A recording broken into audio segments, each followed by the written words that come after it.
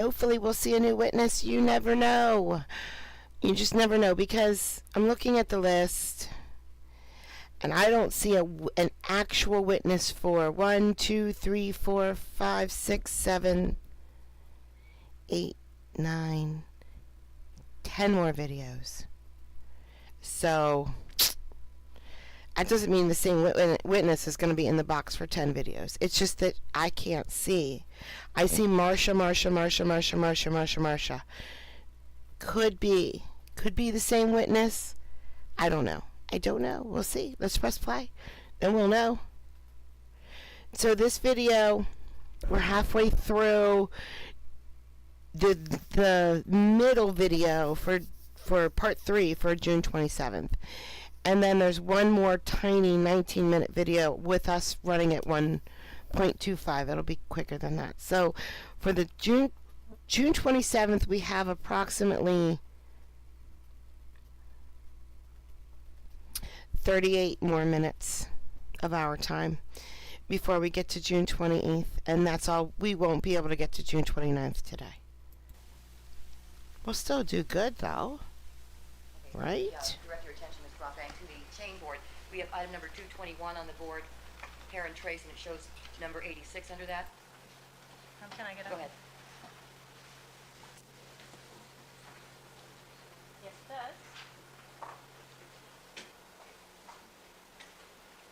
But in fact, I think Josh is item sitting. number Nicole Brown's dress, Is that correct? Josh? That's correct. Sitting at the big And boy item number table? 221, that was the debris recovered from I the don't socks think of Ron so. Goldman? Approximately. Could you say that again? Yes. Item number 221 was the debris recovered from the socks of Ron Goldman? No, that's not correct. What is, Item number 221 was removed from the socks. That's what I believe said. it was item number 13, not from Ron Goldman. from someone else's socks? Yes. So that should be number 13 down here? Let me just verify that. Yes, it should be number 13. We jumped ahead then. I just corrected the board, Your Honor. We will patch it. All right. They put the incorrect item number.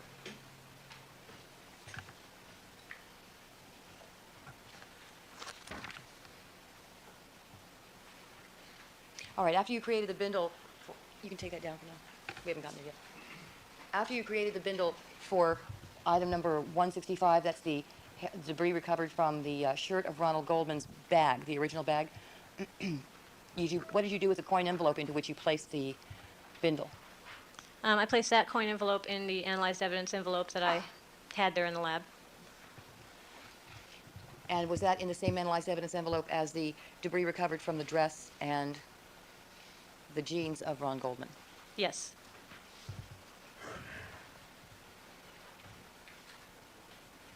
And what did you do with that envelope after you completed your examinations on that day? With the analyzed evidence envelope? Mm-hmm. That was placed in my evidence locker and locked. All right, now directing your attention to July 28th, 1994. On that day, did you examine a towel, item number 91, a piece of plastic, item number 93, and a shovel, item number 92, that were recovered from the defendant's Bronco? The towel, number 91, and the plastic, number 93, yes, but the shovel, no. I examined that on a later date. Okay. All right, with respect to the towel and the piece of plastic, items 91 and 93, where were those being kept?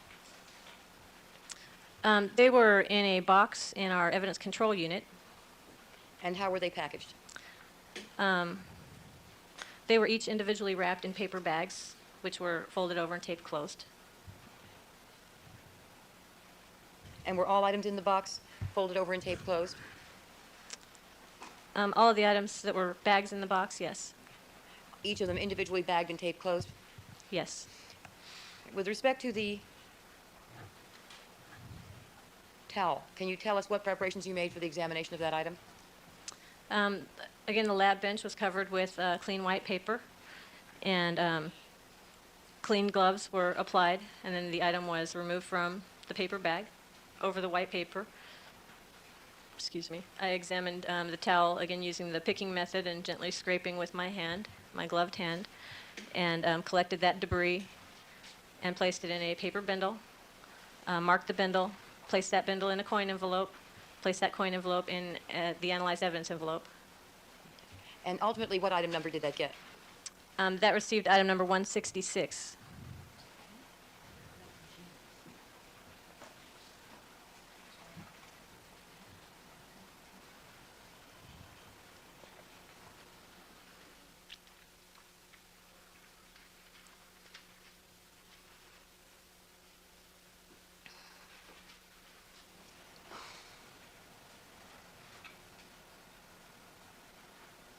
Showing you the photograph that's contained on the People's Chain Board, People's 436, as item number 166. Do you recognize the handwriting? Yes, I do. Is that yours? Yes. Is that the coin envelope and the bindle that you created to contain the debris you collected from the towel found in the defendant's Bronco that you marked as item number 166? Yes. All right. After you finished your examination of the towel for hair and trace, was Colin Yamauchi present? Yes, he was. Did he do something after you were done? Yes. And what was that? He examined it for body fluids. Now, again, is Mr. Yamauchi wearing latex gloves, Yes, he is. lab coat? Yes. And the item, the towel that we're talking about, I have a photograph absolutely marked People's 449. 449.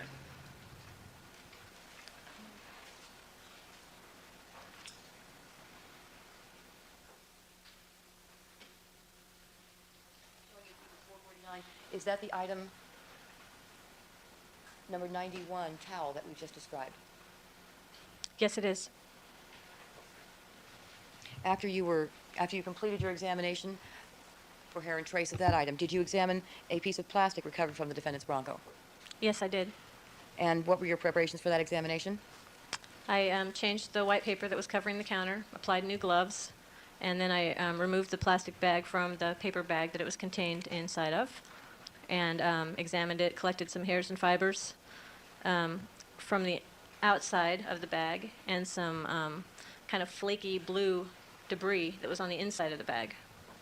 And again, this was beginning with clean paper and clean gloves. Yes. So And you created a bindle for the debris that... I mean, he had a tarp and a shovel and stuff in his car.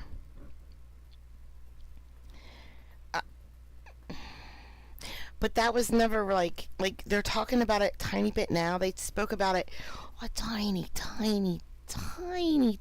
bit before. But like, was that for her, or is it just an unbelievable coincidence that he murders someone and has a tarp and a shovel in his car for completely unrelated things? All right, he's a celebrity. He has a maid. He has chauffeurs that drive him around. You know, the limousine driver we've met. We've met the maid, Rose. Well, the neighbor's maid, because this maid wouldn't talk. What would he be doing with a shovel and a tarp? Him himself. Why was that in the car? It just seems weird that he would get it and then not take her. Is it because there were two people? Like, Ron came up upon them as OJ was doing what he was doing to Nicole, and now there were two. And maybe he only had one tarp, or he thought, oh man, I'm not digging two. That's too much. I don't know. that you found on the plastic? Yes, I did.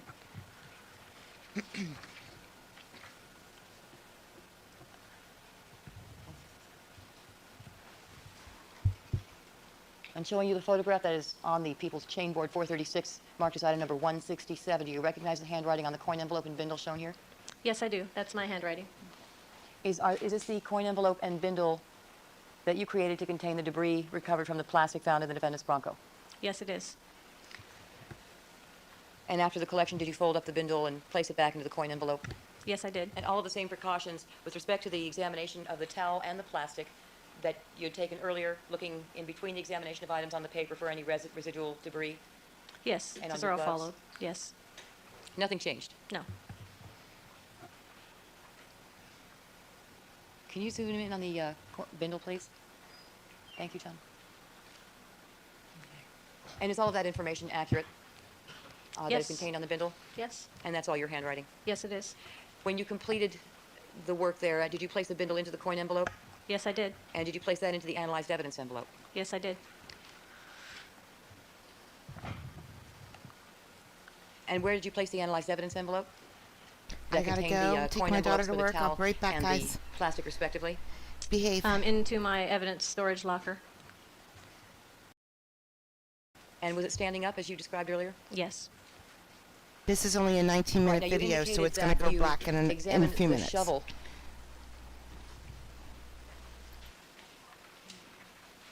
The photograph of the plastic, Your Honor. People's 449? 450. 450.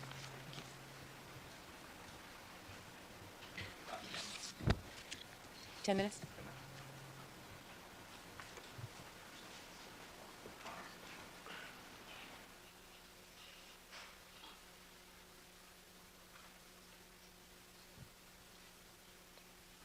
All right, do you recognize the item shown here in People's 450? Yes, I do. And what is it? That's that piece of plastic, item number 93.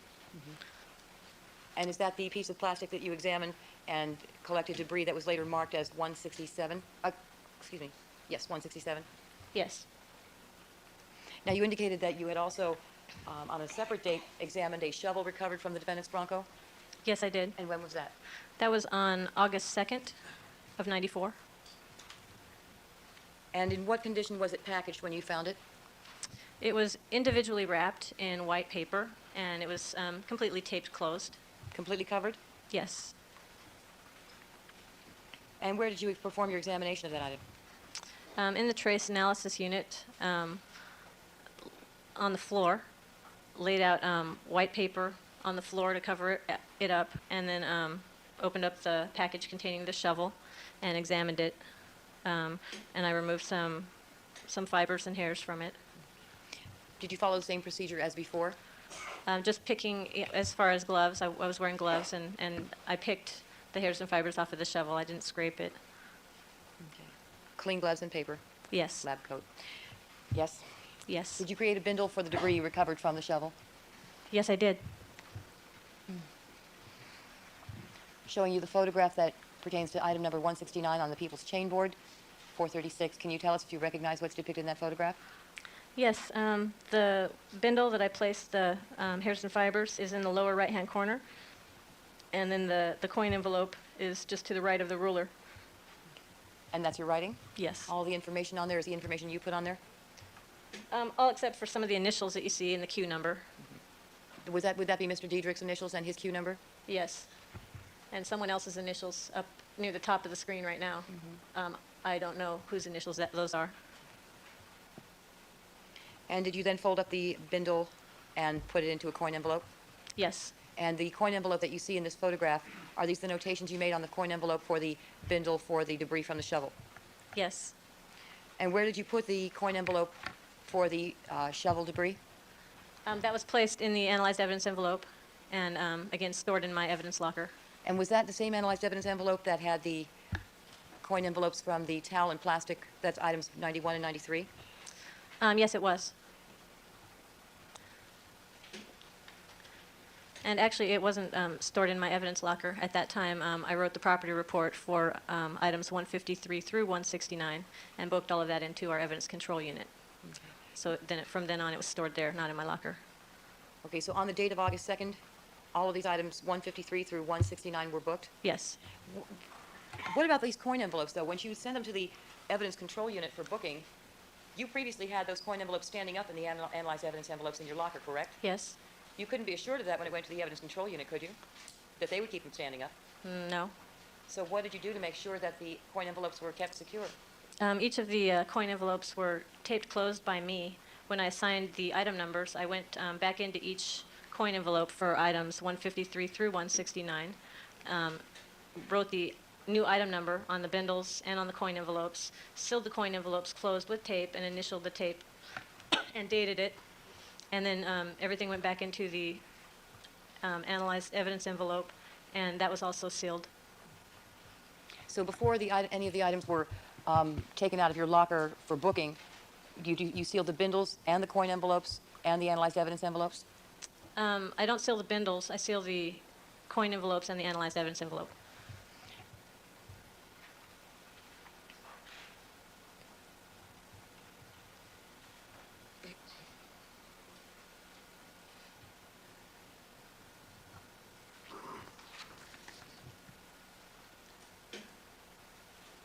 All right, and then on August 3rd,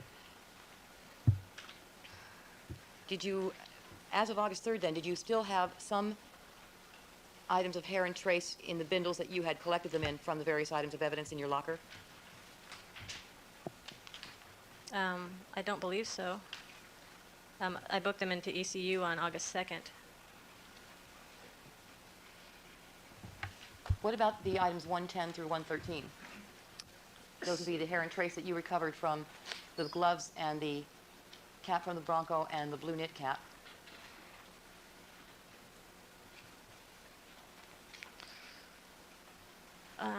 Could I take just a minute to look at some notes?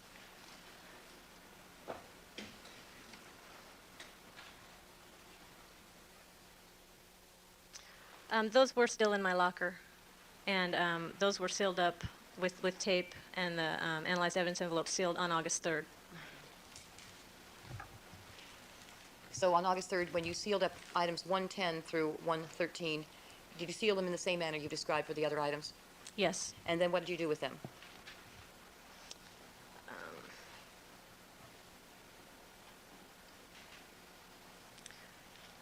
I was preparing to go to the FBI laboratory,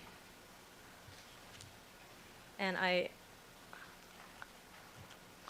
don't remember if I replaced those in my evidence locker. I believe I did. Just replace them in my evidence locker at that time. Okay. So you just sealed them. You sealed it up, but left it in your locker. Yes. And directing your attention then to August 4th, on that date, did you examine the socks recovered from the defendant's bedroom, item number 13?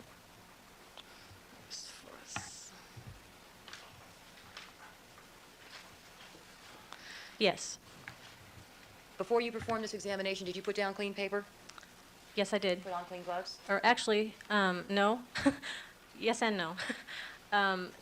Item 13 was being examined by Colin Yamauchi in the serology lab, and he observed some fibrous debris on these socks and thought that I should come over to remove them. So he called me over in Trace and asked me to come to the serology lab. It's a little walk around a corner. Again, the labs are separate rooms within this large building. So I walked over to his lab, the serology lab, and they were already laid out on the table on a clean piece of paper that he had laid out. And I then put on gloves and removed the fibrous debris from the socks. And was Colin wearing a white lab coat Yes, he was. and gloves? Yes. And you were too? Yes. And you were using clean gloves? Yes. What procedure did you use? The picking off method. I picked off all that I saw on the socks, placed them in a paper bindle, and then the paper bindle was placed in a coin envelope.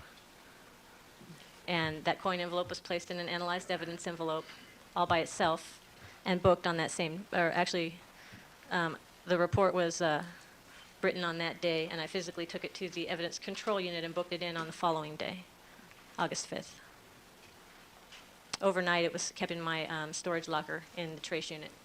And locked? Yes. Okay, we're showing you the photograph that is on the board marked as People's 436. This is for item 221. Okay, this item, can you tell us first of all with respect to the bindle above the coin envelope? That's the bindle that I prepared for the debris I removed from the socks. Is that your writing on it? Yes. And does it contain all the information you placed on it with respect to the Yes, it does. data collection and time and what you collected? Yes. And is that the item number you assigned to the debris recovered from the defendant's socks? Yes, it is. 221? Yes. And then below that, the coin envelope. Is that the coin envelope into which you placed that bindle? Yes, it is. And your writing on it, is that all correct? Yes. And to the left of that coin envelope, a white frozen analysis envelope? Yes. You caused it to be placed in that envelope, Yes, I did. and that's all it contained? Yes.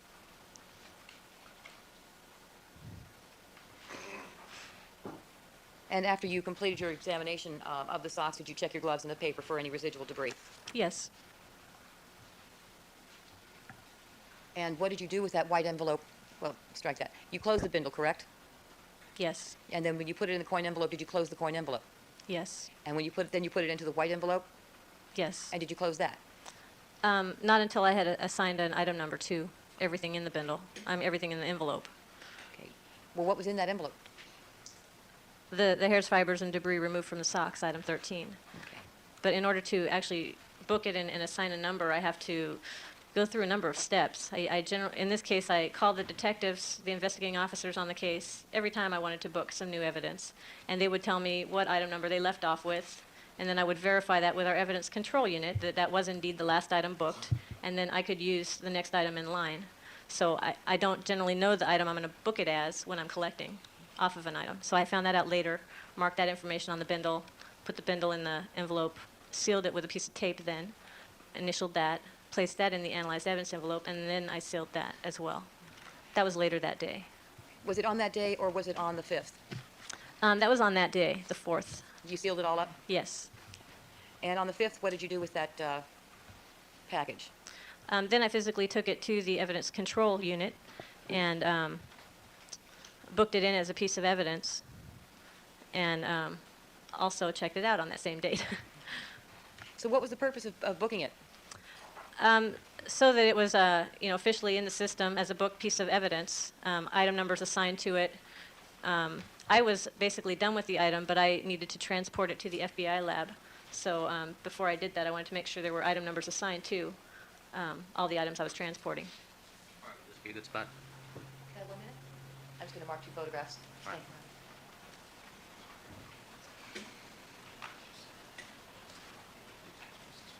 These are already marked on as people 126 and 127.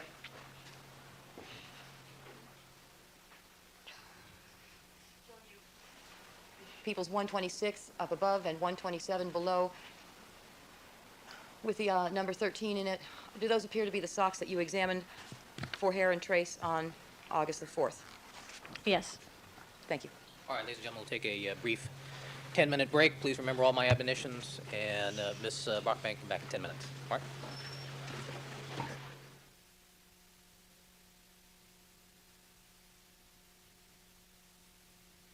A scheduling matter for a motion we needed to address on, in my recollection, I think I mentioned to you that on Thursday, we needed to break early because one of the jurors has a medical appointment. I don't recollect what time I told you. I'm pretty sure you tell us the time. 3 o'clock? You said 3 hours. How about 3 o'clock Thursday for the motion? Which motion is this? I'll motion to strike and then motion. How does that sound? That's the Thano for Radis motion. Yes, We it really is. need to have that resolved as soon as possible so that if we're gonna have to call him, obviously we wanna fit him in between, Well, at the rate we're next two going, witnesses. we hear about another change of gloves. Well, he would be the next witness, if we're going to have to There call him. was a broad hint there. Did you follow your usual procedures? All right, all right.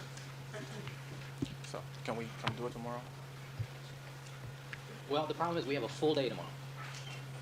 And on Thursday, we have to break at 3 o'clock because of the juror's medical appointment, so why not do it at 3:15? I don't see us finishing Mr. Diedrich between now and Thursday, frankly. Also, I need to notify Professor Altman as well. So this meeting right here. What we're doing is we require of the.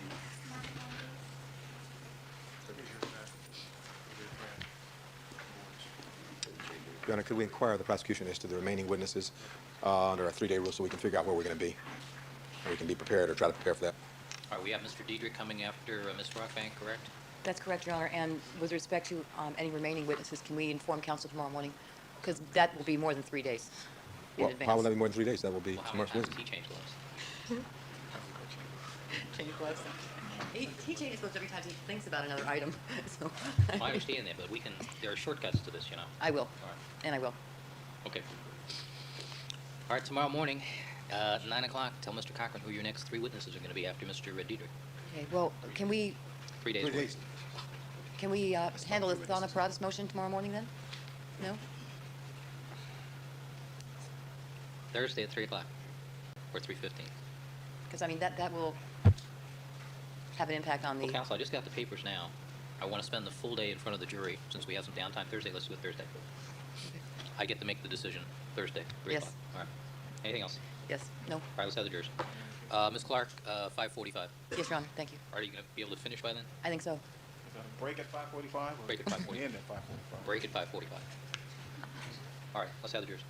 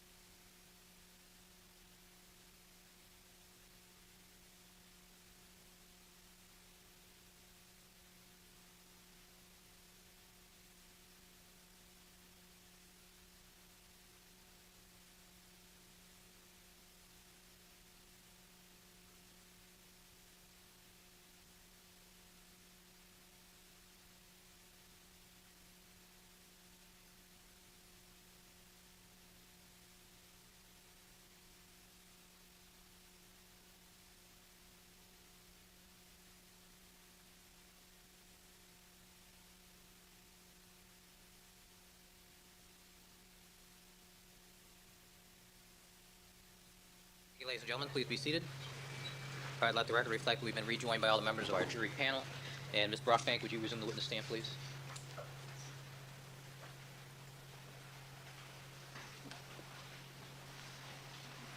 Ms. Clark. Thank you, Your Honor. Good evening. It feels like it's 10 o'clock at night. All right. On August the 5th, did you pack everything up for the purpose of taking a trip? Yes, I did. And what was that? What trip was that? I packed up the evidence to be transported by me to the FBI laboratory in Washington, D.C. Now, what items were they that you took with you to Washington, D.C.? Shall I give you a list? Why don't you refer to the board that's been marked as People's 463 and tell us by referring to that board which items, 436, thank you, Your Honor. May I get up?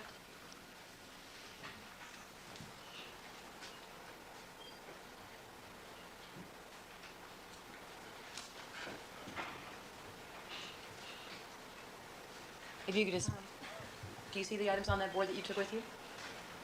Yes. I'm a little confused. Let me help you out. Some of those items on the board you took with you on August 5th and some you did not, correct? That's correct. All right, why don't you point out the ones that you did take with you on August 5th? I'm sorry? Pointer. Pointer. Would you like a pointer? A pointer. Theo. I'm sorry. Okay.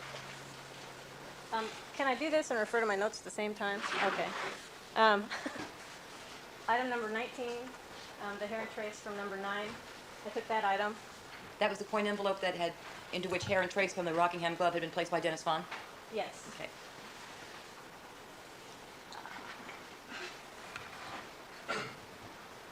Item 38 is not on the board. Right. And, Did you take actual evidence items also? Not just hair and trace bindles, but also evidence items? I think the only actual evidence item I took was item 38, which was the knit hat. The blue knit cap? Yes. All right. Then I took 73 Goldman's hair kit, 83 Nicole's hair kit, and 74, which is also not on the board, which was some hairs, I believe. Was that a And a hair coin in a envelope? small brown bag that had been placed in the shoe bag for Ron Goldman by the coroner's office? I don't know where it originated from, but it was a brown bag marked hairs, and it was in with the evidence items taken from Mr. Goldman. Let's see, 83. Did I say 83 already? Nicole's hair kit? I believe so. Okay. 110 through 1 through 13, all of those items, which are the debris I removed from items 9 and 27, 37, and 38. Now, let me stop you 1 second. You earlier indicated to us that everything, all the bindles were closed up and sealed in coin envelopes, which were placed in analyzed evidence envelopes and sealed, correct? Yes. Is that the manner in which they were transported also? For the majority of the items, yes, but for some items, no. Tell us when no. Okay, items 73, 74, and 83 were originally packaged in a larger package with some other items. And those individual envelopes containing evidence, which were individually sealed also, never opened by me, were placed in a manila envelope which I marked on, and the markings were removed from a package marked that was originally marked to contain these items and some others by me on a certain date.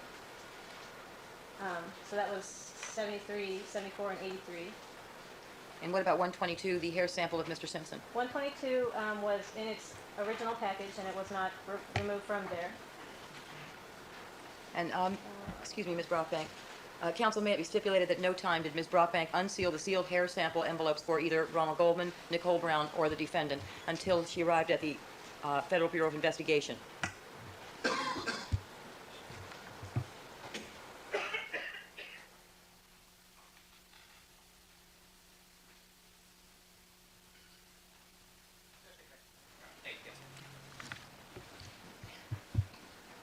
I'm sorry, go ahead.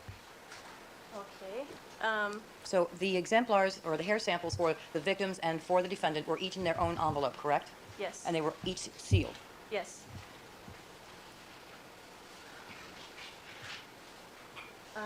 The other items that I took were items 122, which was individually packaged by itself, and then 123 through 130, which are not pictured here on the board. Also item 141, which is not pictured on the board. Items 153 through 169, some of which are pictured on the board. 163, 64, 165, 166, 167, and 169 are included in that group. And item 221. Those are the items that I took to the FBI laboratory.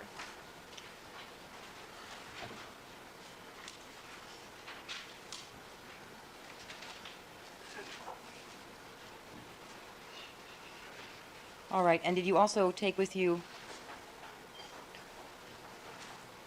to the laboratory the hair and trace recovered from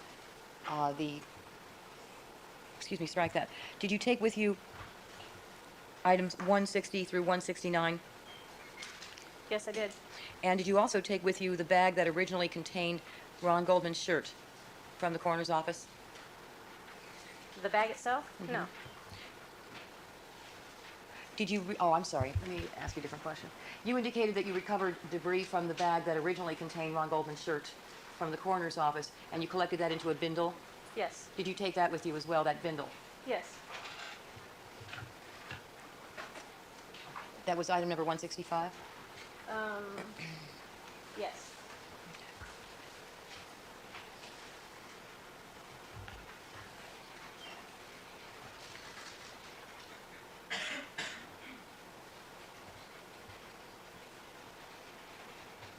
All right, the item number 33 that we referred to earlier, I'm sorry, you can have a seat.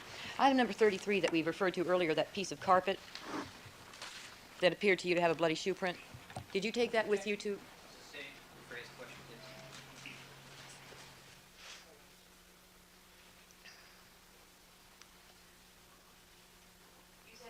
indicated earlier that item number 33 was a piece of carpet on which you observed what appeared to you to be some kind of a bloody imprint? Yes. And did you take that piece of carpet with you to Washington, D.C.? No, I did not.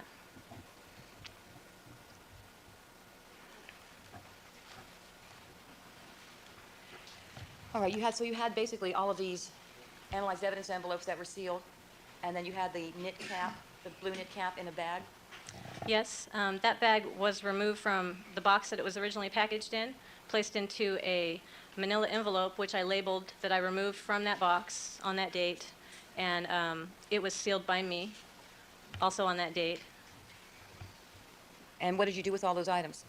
All of those items were placed into a paper bag, which I then put in my carry-on bag, basically, to take on the plane with me when I flew back to Washington. Okay. And when did you fly back to Washington? I flew out on August 7th. I stopped by the laboratory on my way to the airport and picked up the evidence. In the meantime, between August 5th and August 7th, it was stored in the serology freezer. And picked it up, went to the airport, transported it back to Washington. Again, it was my hand-carry luggage. and arrived in Washington on August 8th and delivered that evidence to Doug Diedrich at the FBI laboratory, Personally. personally. Now, when you indicate that you left were all of the items put into the brown paper bag, and that big brown bag was kept in the serology freezer until the 7th? Yes. And was it sealed? Yes, I had taped over the top of it. Did you have your initials on that tape? Yes. When you returned to pick it up on the 7th on your way to the airport, did you examine the seal? Yes. Was it intact? Yes. It had not been broken? No. When you got to the FBI and you delivered the brown bag containing all of these envelopes to Mr. Diedrich, what did you do with him? We inventoried the evidence together. That's when he assigned all of his Q and K numbers and wrote his initials on all the packages, just basically inventoried what was there. And since I had taken the red eye out, I was not the most coherent person that day. So after inventorying the evidence, I went to my hotel and slept. Okay. So did you actually, but you were present for the inventory procedure? Yes, I was. And you observed him to initial and itemize or label each of these items as either a Q number or a K number? Yes. And what is the Q number? What does a Q mean? Q is questioned, and K is known, as No. far as source goes. So you And- have a questioned source or a known source. What would be an example of a known source? The head hair sample I took from Mr. Simpson would be a known source. Those hairs are known to have come from his head. And the question source would be an example of that? An example of a questioned source would be one of those items found out at the crime scene. Some of those hairs, let's say the hairs in the knit cap, those would be a questioned item. Okay, the following day, did you return to the FBI? Yes, I did. And then did Doug ask you to do something? Yes, he had me assisting him by mounting the known hair standards from each of the victims and Mr. Simpson. And what procedure did you follow for the mounting of those hairs? Who did you do first and how did you do it? I don't believe I really took any notes while I mounted them. Let me just do a little check here.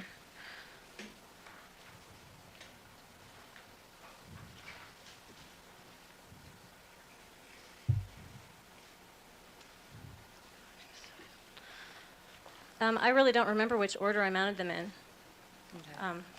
Can you explain the procedure you used? Yes, I tried to follow the FBI's mounting procedure, which is just a little different than my own. You're using the same microscope slide and the glass cover slip. That part's the same. Per mount, that part is the same. But what they do is they'll put just a drop of a chemical called xylene on the microscope slide, and that just helps you kind of tack down the hairs so they don't, slide off of the microscope slide while you're in the mounting process. And they prefer to mount several hairs per slide, whereas at LAPD I had previously mounted maybe 1 to 5 hairs per slide, generally. I would space them out, but the FBI actually mounts several hairs per slide. So I did that, mounting several hairs per slide, using the xylene to tack down the hairs, and then blotting off the xylene with a piece of blotting paper, and then I add the per mount, place the cover slip over it, and the hairs are mounted. And so that you followed the procedures outlined to you by Mr. Diedrich? Yes. Okay. In between the mounting of each hair sample, that is, for example, after you mounted the defendant's hairs, what, if any, preparations did you make before beginning to mount the next, say, the hairs of Mr. Goldman? Okay. In between the mounting of different people's known hairs, did you do anything?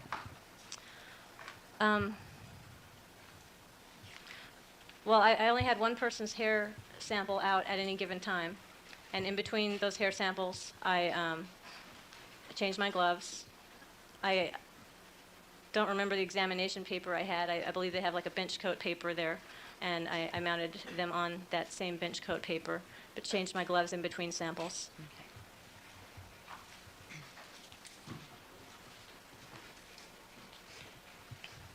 Now, between August 16th and August 18th, were other items requested to be sent to the FBI from LAPD? Other items were requested. I don't specifically recall which date. It was while I was there, sometime between August 8th and August 19th. Somewhere between August 8th and 19th? Yes. All right. Counsel, may it be stipulated that on August 11th, criminalist Ronald Raquel, assigned to the hair and trace unit of SID, collected exemplars of the carpet fibers from the defendant's Bronco in a forensically and scientifically appropriate manner, which would be LAPD item numbers 226, 227, 228, 230, and 231, and that those items of evidence were properly packaged and transported to the FBI for examination. May it also be stipulated that on November 21st, 1994, criminalist Raquel also collected the hair exemplar of LAPD criminalist Susan Brockbank, LAPD item number 360, in a forensically and scientifically appropriate manner, and that the evidence was properly packaged and transported to the FBI for examination. So stipulated. All right, thank you, counsel. As you recollect, I instructed you previously that a stipulation is agreement between the parties as to the facts, and you were to assume those facts to be true for the purpose of this trial. Thank you, counsel. Thank you, Your Honor. One more while we're at it. May it be further stipulated that on August 15th, 1994, criminalist Colin Yamauchi collected fabric samples in a forensically and scientifically appropriate manner from Nicole Brown Simpson's dress, item number 86, Ron Goldman's pants, item number 79, and Ron Goldman's shirt, item number 81, and that those items of evidence were properly packaged and transported to the FBI for examination. So stipulated. Thank you, counsel. Proceed. Thank you, Your Honor. Now, with respect to the item numbers on the board next to you, specifically items 226 to 231, did you receive those from the LAPD while you were still at the FBI? They were received by Mr. Diedrich, not by myself. Okay, were you not present? I was present, but he is the one that actually received them. You saw them there. Yes. And are you looking at those items on the chain board, People's 436? Yes. Are those, in fact, the items that were received at the FBI?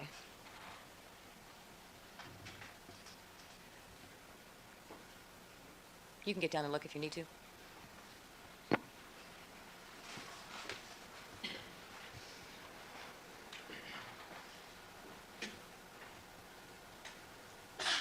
Bless you.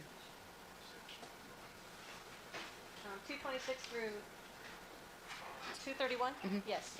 While you're there, with respect to item number 79, shown there as Goldman pant fabric sample, item number 81, Goldman shirt fabric sample, and item number 86, Nicole dress fabric sample, and the K numbers assigned, that is K17, 18, and 19. Can you tell us if exemplars from each of those three clothing items were received at the FBI while you were there? Again, they were received by Mr. Diedrich, not by myself. You saw them there, though? Yes. Clark, I think we have to take the board, since we've now talked about just about everything that's there, because some of the items are very small and you have them mounted low. Perhaps we should exhibit the full board down to the other side of the jury box, since they haven't been able to see some of the lower items. Right. Thank you, Ron. All right.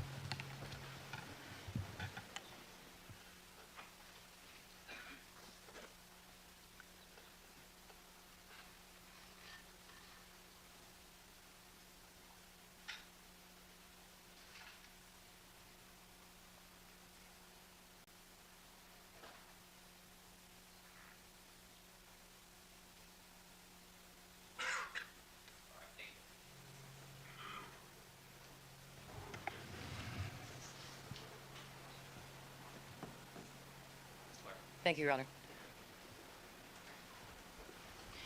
And when is it that you left the FBI? On August 19th.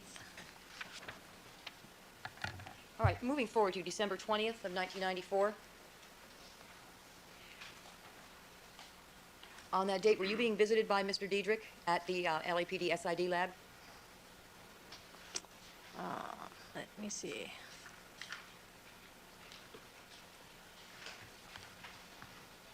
Yes, I was. And did you show him some items at that time? Yes. What did you show him?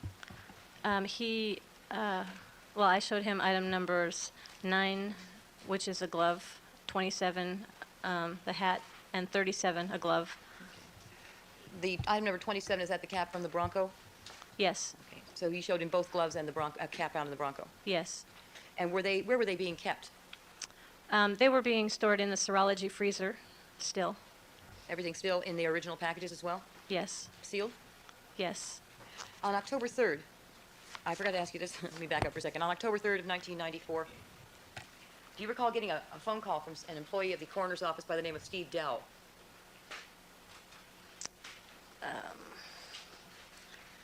On October 3rd, yes, I did. And did he based on that phone call, did you then visit the coroner's office on October 4th? Yes, Was something pointed out to you by Mr. Dowell? yes. What was pointed out? He was examining a tissue sample that was in a jar when he noticed a fiber on this tissue sample. So he contacted me and had me come over so that we could photograph it, and he could release that item, that fiber, to me. Tell us what you saw. A single blue fiber, very tiny. It took it took a lot from him for me to actually see the fiber. It was so tiny. It was on this piece of tissue that he was examining, and he had to point at it while I looked through the microscope in order for me to see it. It was just so small to see. Even under the microscope. Yes. And when you say this piece of tissue, what are you referring to? It was an excised piece of tissue, part of the throat area from Nicole Simpson. And it had been, that piece of tissue had been stored in a jar? Yes. Okay, and when you examined it on the slide, was that mounted on per-mount? No. When Steve removed it from the tissue and placed it on a slide, fiber was to make it easier for someone else to see in the future. Was there anything else that you, that was pointed out by Mr. Dowell that you recovered that day? Yes, along with that single fiber, there was what appeared to be an oily gray metallic substance on this tissue. And he also removed a portion of that and placed it on a slide, and I also dry mounted that material. And what did you do with those slides? Those were booked into evidence at the lab as item numbers 332 and 333. All right, now directing your attention to November 17th through 30th, 1994. On that date, did you collect hair samples from various lab and police personnel? Yes, I did.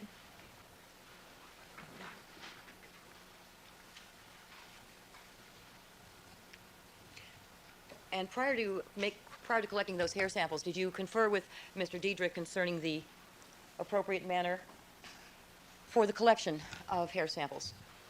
I did confer with him, and the manner of collection was the same manner in which I had collected Mr. Simpson's hair, combing and pulling hairs from the various areas of the head from each of those people that I collected hair from. Raise that up, please.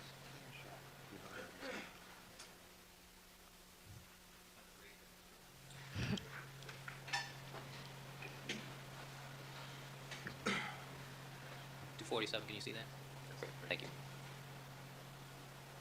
Thanks, John. All right, have you examined all of the entries on this? I'd like to ask that this board be marked as People's 451, Your Honor. People's 451. Yes, I did. I collected each of those samples, excluding my own, which is over on the right-hand side, item number 360, and that one item was collected by Mr. Ron Raquel. Okay. So you collected these in the same manner in which you collected the defendant's hair samples, correct? Yes. And on that board is also contained The two additional items, or one additional item, 431 down in the lower right-hand corner. yes. Hair exemplar from Ed McGowan. He was a police officer who shaved his head, so we had to wait for his hair to grow out a sufficient length for me to collect a sample. So he was actually collected at a later date. And that was on February 23rd of 1995. That you collected it. Yes. All right, counsel, may it be stipulated that Ms. Brockbank collected the exemplars from the people depicted on the board now marked as People's 451 and the dogs Cato and Chachi in a forensically and scientifically appropriate manner, and that said exemplars were properly packaged and transported to the FBI for examination. Yes. Thank you.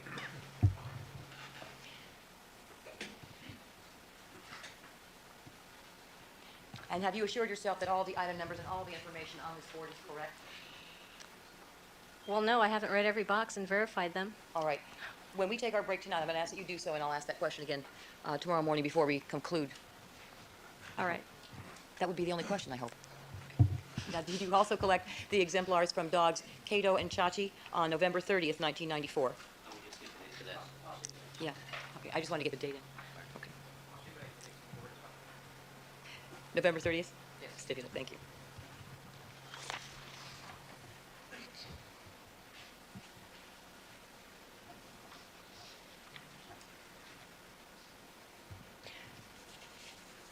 All right, did Mr. Diedrich ask you to secure items of clothing and perhaps a hairbrush from the family of Ron Goldman? Yes, he did. Well, yes. And why was that? He requested that we attempt to find a hairbrush from Ron Goldman to provide an additional exemplar of known hairs from Mr. Goldman. I then went to see Mr. and Mrs. Goldman at their home and examined his personal effects, and I was not able to find a hairbrush, but there were some clothing items and some hats that he frequently wore. So I took those items and removed hairs from them and provided those to Mr. Diedrich. So that was the only method you had to collect additional hair standards since there was no hairbrush, just the clothing, Yes, hats and stuff. yes.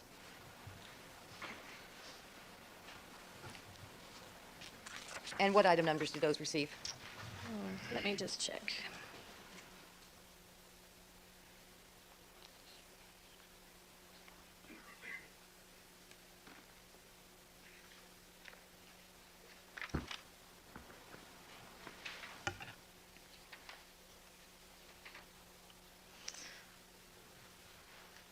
Those items received item numbers 375 through 382 and 411 and 412.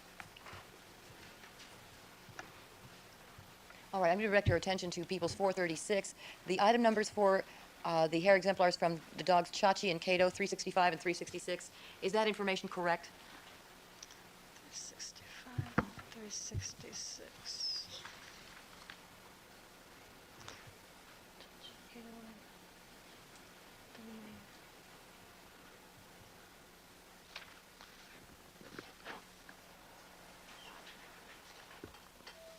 Yes.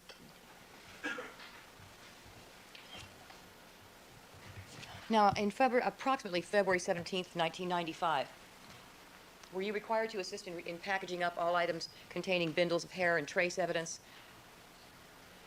for the purpose of sending them out? When was that again? Approximately February 17th, 1995. February 17th. Can I have just a moment? Sure. 17th.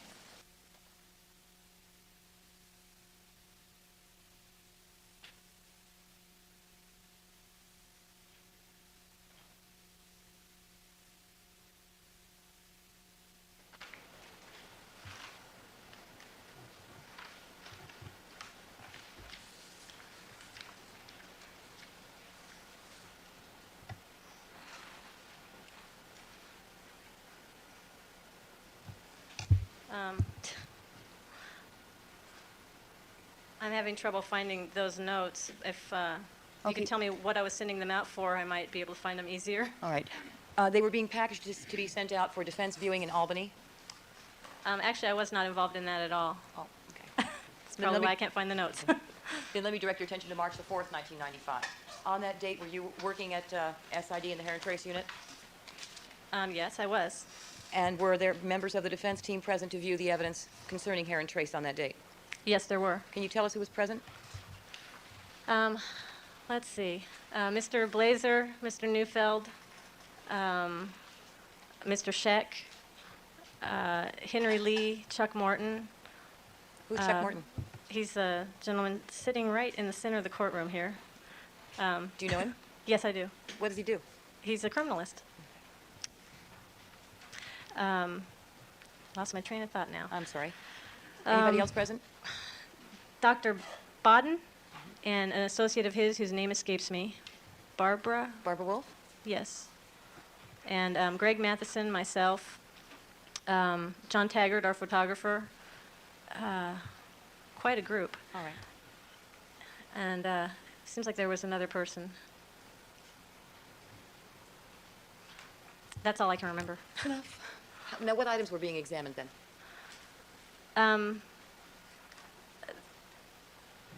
Can I refer to my notes?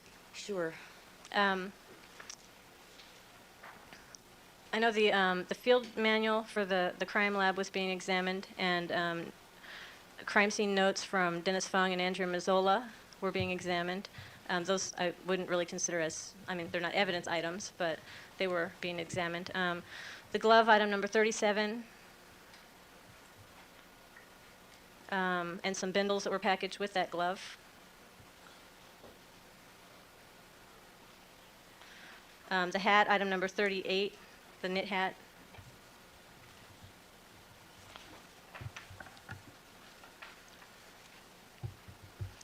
Item numbers 110 through 113, That's with hair and trace that you took off the gloves and the plaid cap and the knit cap?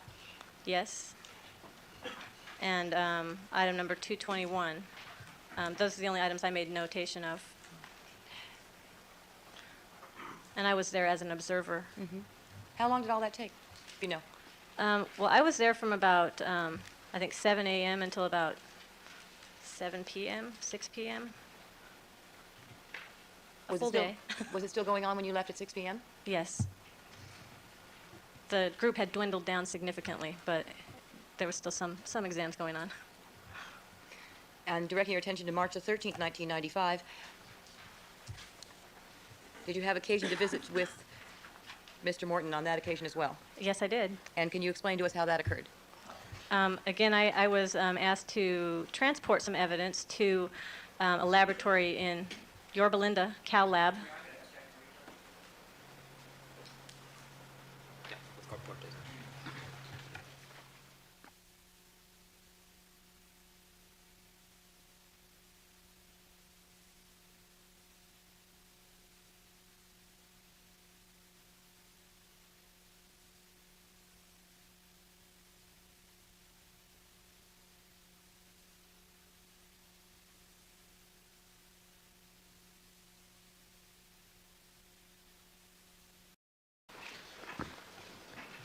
Thank you, Counsel. Ms. Clark. Thank you, Your Honor. That was a big meeting. I All don't right, know what it was the for. items, if I can just abbreviate this, that you took with you for examination by Mr. Morton, were they the hair and trace recovered from the gloves, the blue knit ski cap, the cap from the Bronco, the defendant's socks, and exemplars from, that is, hair samples of the victims, Ron Goldman and Nicole Brown, the defendant, and samples from the Bronco carpet and from the dogs Cato and Chachi, and all of the police and laboratory personnel shown on the board marked as People's 451? 451. 451. Is that what you took with you? Yes. All right. And when you took those items to his labs, did you observe them being opened? Yes. And did you observe Mr. Morton to examine those items? Yes. Over what period of time did that occur? I believe it occurred over a 4-day span.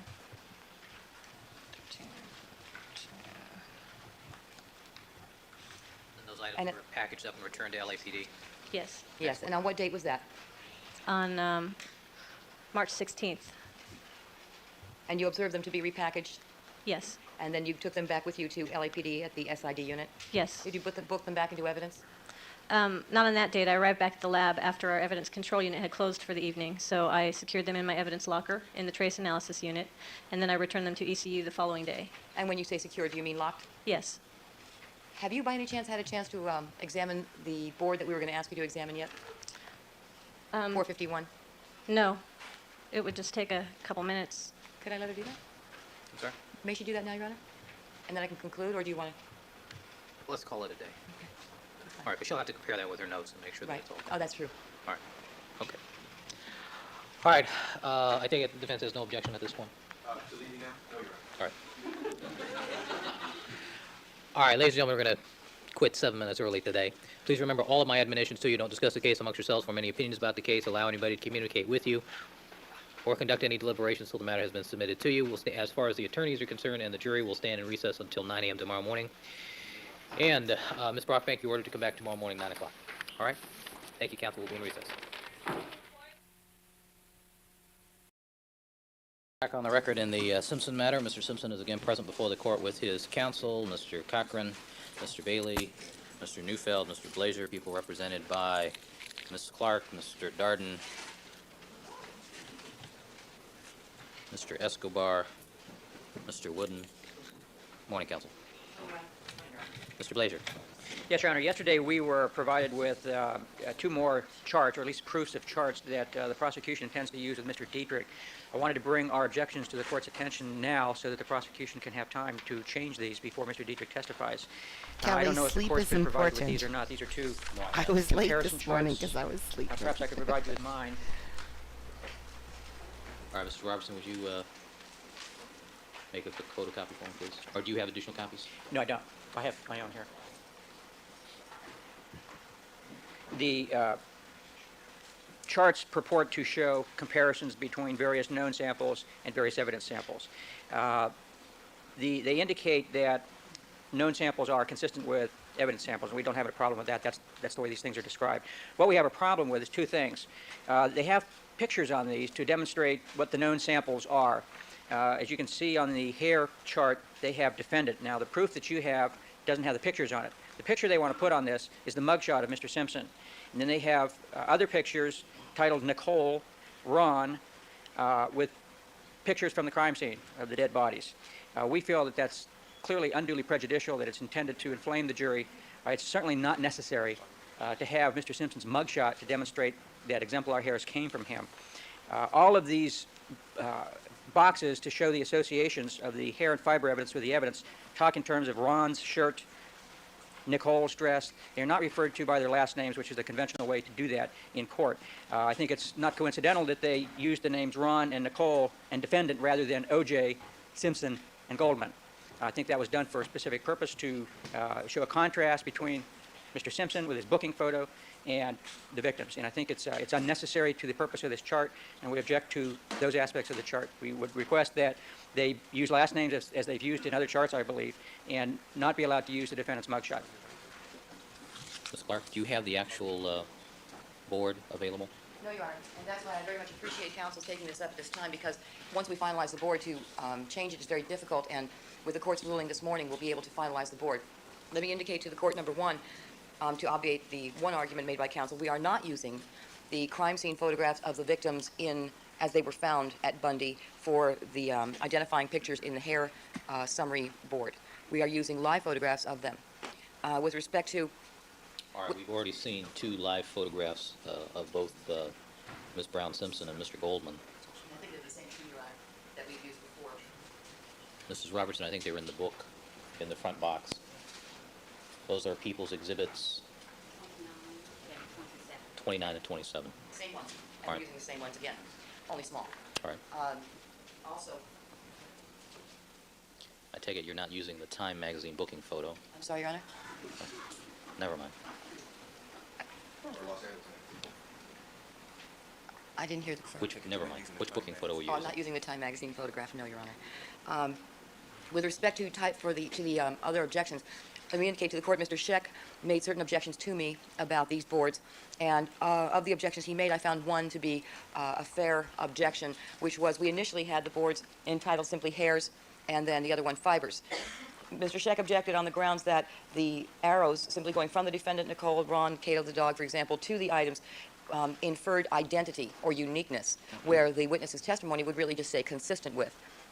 And even though I felt that his testimony would clarify that and would indicate in no uncertain terms that we are not indicating through his testimony uniqueness, and it was nice and simple this way, simply having the title hairs with the arrows, fewer words, I thought that perhaps if there was any indication by such a title that we are trying to indicate uniqueness, that it would be unfair, and it is untrue. And I intend to bring it out completely and fully with Mr. Dietrich that we are not indicating uniqueness or identity. So what we did is I asked that the boards be modified to indicate fibers of, for the exemplar items, then consistent with, and fibers of, and the same thing is going to be done with hairs. So I did modify the boards to that extent. So the arrows are gone? No, the arrows are there because it indicates the transfer, but the title indicates that it is not identity we're saying. We're saying it's consistent with, and that will be the testimony as well. So now there is no misleading, no arguably misleading aspect to it. All right, well then the two things we need to discuss, from what I understand from Mr. Blazer's comment, is the use of the booking photo and the use of the first names, the use of defendant, and the comparison of Ron and Nicole. There's no objection to Cato the dog. I don't know what his last name is, Your Honor. So, with respect to Ron and Nicole, we use their first names because they're shorter. I wanted to make these boards as simple as I possibly could. I really honestly did not think, had no conscious thought of the psychological aspects that counsel is mentioning. It seemed simple and short. They've been referred to in testimony repeatedly as Ron and Nicole. And in fact, some of our boards refer to the defendant as OJ. We have section item number 231, fibers, rear cargo, OJ Bronco. I mean, people are referred to by their first names throughout this trial, and this is no exception. I don't think the psychological impact that counsel is worried about. With respect to the use of the booking photo, it's a fair depiction of the defendant. I'll show the court the photograph, but what are we supposed to do? Show him carrying the football over the... I mean, this is a fair depiction of the defendant with his hair, and the hair is the important thing here. And it's one full headshot. There's nothing... All right, may I see the photograph, please? Certainly. I mean, there aren't numbers on his...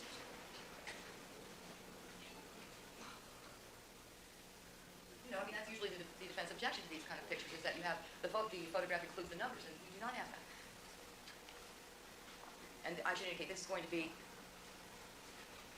in that fashion. Right now there's a name tag, but it's going to be in this fashion. A name tag? There's a name tag underneath. I say a photo name tag. Right. All right, may I see the photograph?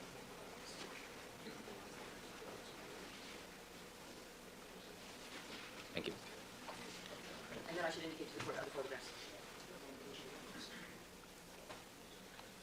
All right, Mr. Blazier, I think the people have obviated your objection to the photographs of Ms. Brown Simpson and Mr. Goldman.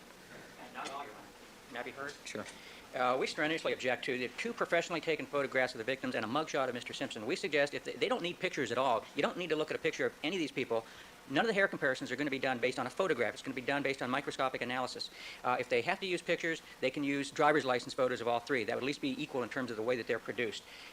As to the names, OJ is a lot shorter than all the names they have on here. Defendant is shorter or is longer than Goldman. I think that's a ridiculous reason to give. They should all be stated in the same way. Your Honor, he is the defendant. No, I mean, he is. realize that. Okay. With respect to the photographs, I don't know. I think that too much is being made of this.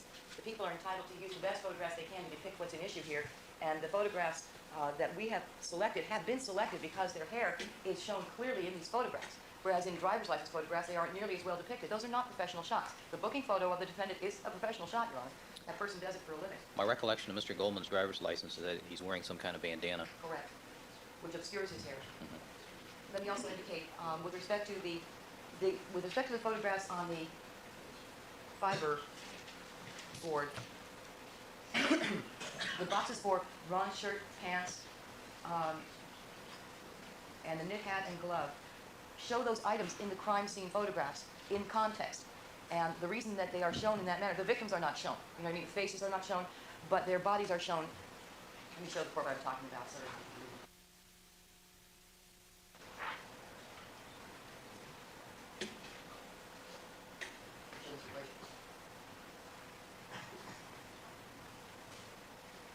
with respect to the jeans, with respect to the glove, we have these items depicted in the crime scene because the context in which these items exist are very important to explain the transfer of hair and fiber. What we're showing by these boards is that they received the hairs and fibers that they did as a result of contact between the defendant and both victims and items of fiber that he transferred to them and that was transferred between them. And so the context in which the bodies are found, their location in vis-a-vis each other, and the items of evidence that were found near them is very important to explain the evidence and why we find it where we do. So that's why we use those photographs for the boards, the fiber boards, as opposed to separate photographs taken in the lab. All right.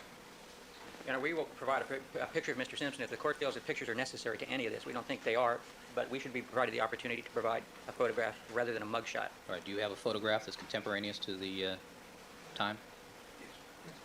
But Your Honor, since when does the defense get to construct the people's exhibits?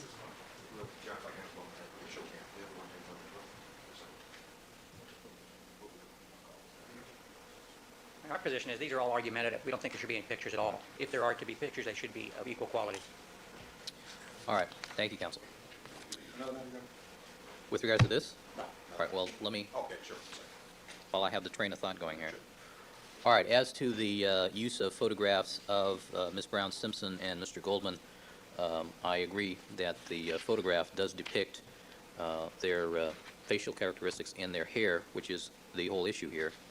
And the objection will be overruled as to the use of the photograph of Nicole Brown Simpson and Ronald Goldman.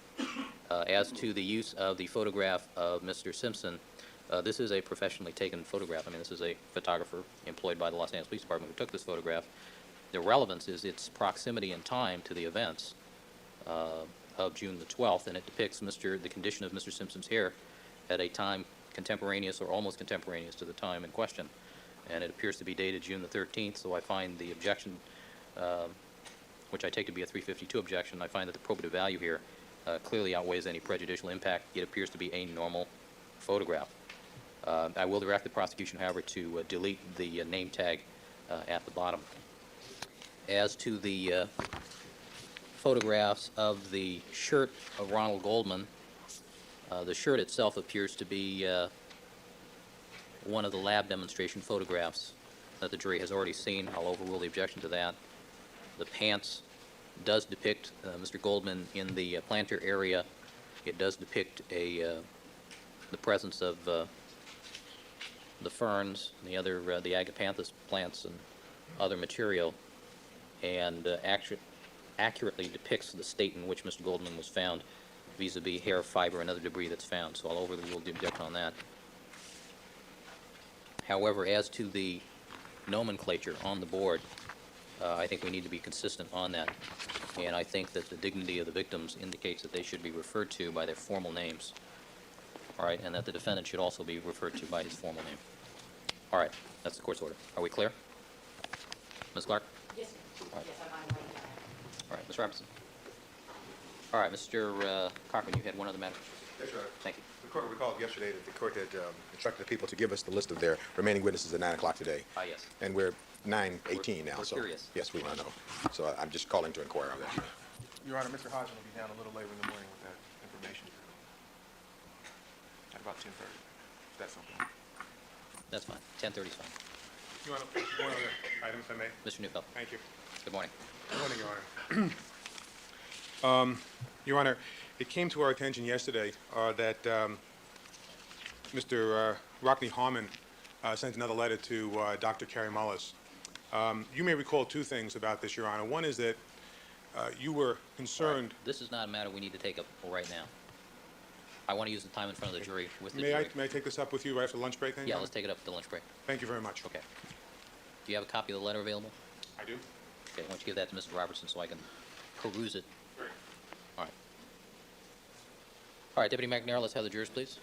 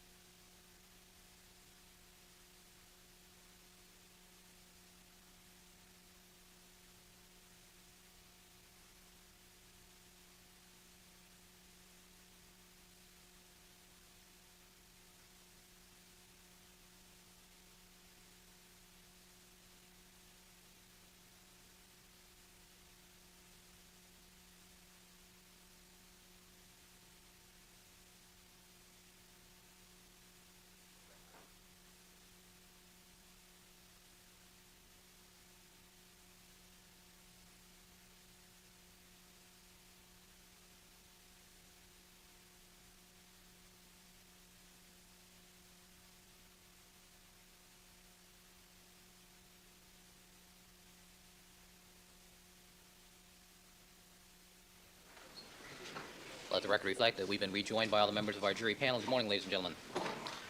All right, Ms. Brockbank, would you resume the witness stand, please?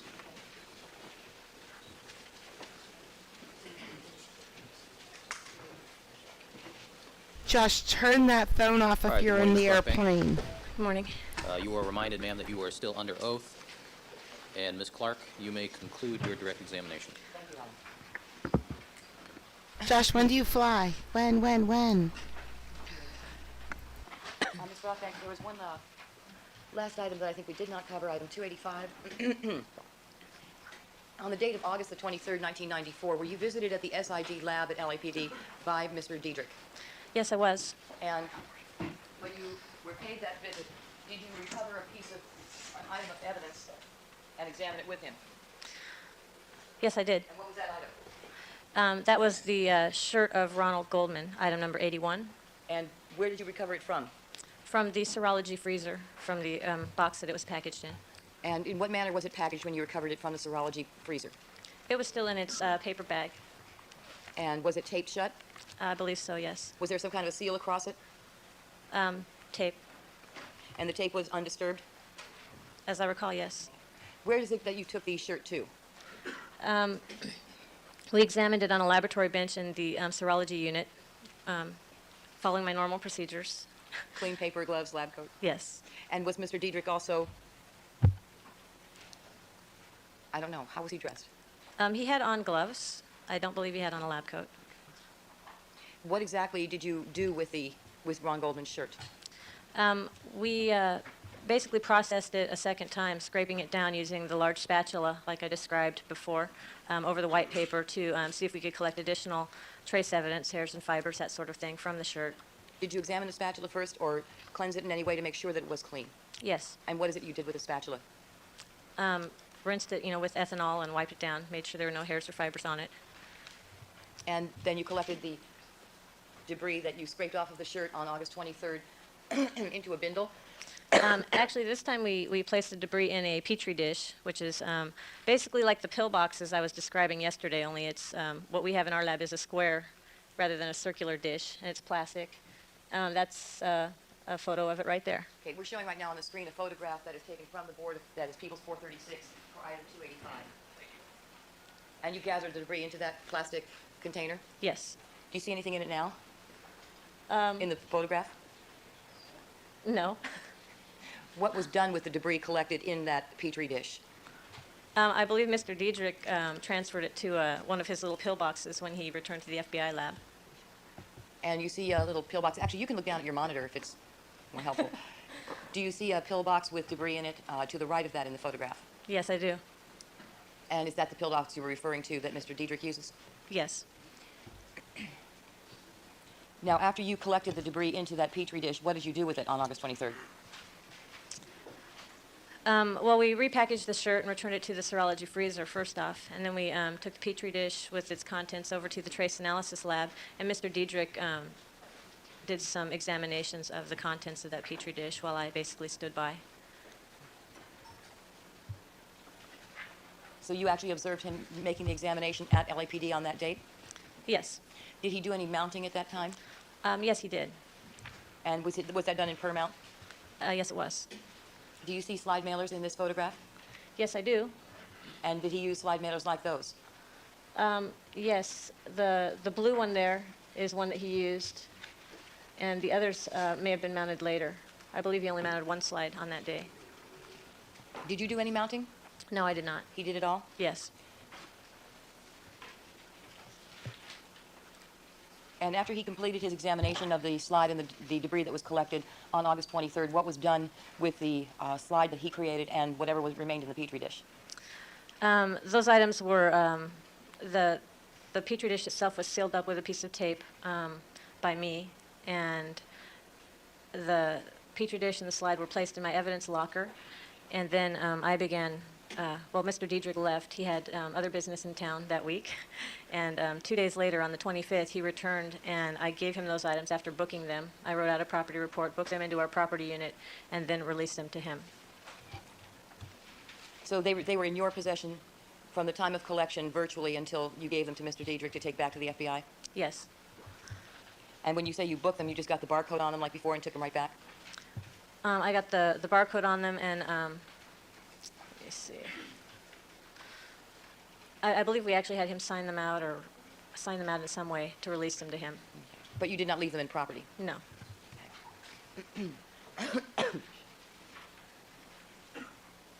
The white envelope that is to the left of the Petri dish and slide mailers, what's that? That's an analyzed evidence envelope. That's what I placed the Petri dish and the slide mailer containing the slide into when I booked them into property. And then when you released them to Mr. Diedrich, were they packaged in that envelope? Yes, they were, and the envelope was in a sealed condition. I had placed evidence seals on it. The red and white seals you see running the length of the package and across the top and the bottom. Now, you examined for me last night the hair and trace chain of custody board that's been marked People's 436. Yes, I did. You testified yesterday to the dates of collection. all of the items, did you not? Yes. Did you make any mistakes in your testimony? No. However, were there some mistakes in the dates that were written on the board? Yes, there were. And you brought those to our attention? Yes. So with respect to item number 110, you testified that you collected debris from the glove at Rockingham on both June 21st and June 23rd, correct? Yes, And that date has not been added on the board, that's correct. and we will do so, Your Honor. All right. And with respect to 163 to 165, the date of 7/20 is incorrect, and as you testified yesterday, it was July 27th. That's correct. And with respect to 166 to 167, the date of July 20th should be July 28th, correct? That's correct.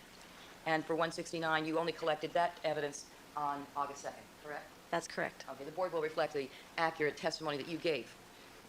Thank you. Did you also then examine the elimination board that's been marked as people 451 at my request? Yes, I did. And for the record, Your Honor, that is the, Mr. Escobar, you want to give us a hand here? yeah, that is the eliminated hair samples board. If we can just hold it for a minute. And did you examine all of the I'm information? sorry, Counsel, Mr. Escobar is standing right in front of your number 7. So I think we need to, why don't we put it up? Did you examine all the information on that board, Ms. Brockbank? Yes, I did. And is it correct?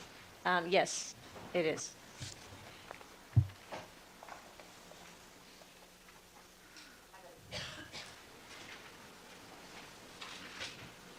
All right, Mr. Blazier?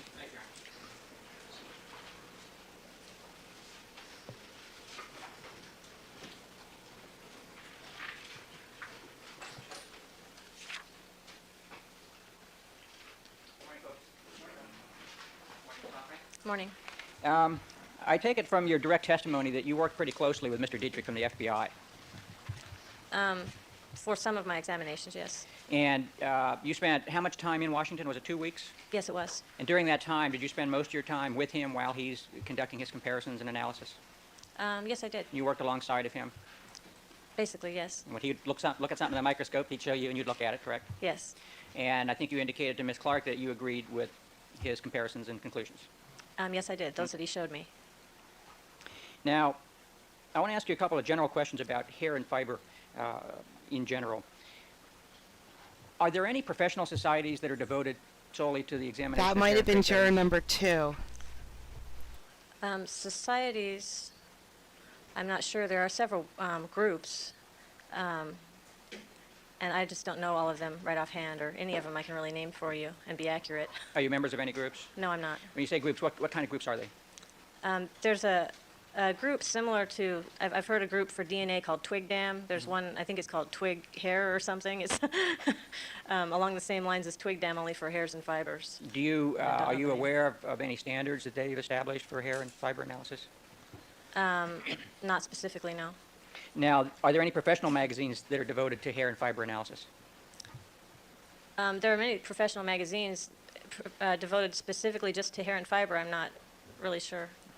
Would you agree that in the last 50 years there's been very little change in the technology with respect to hair and trace evidence?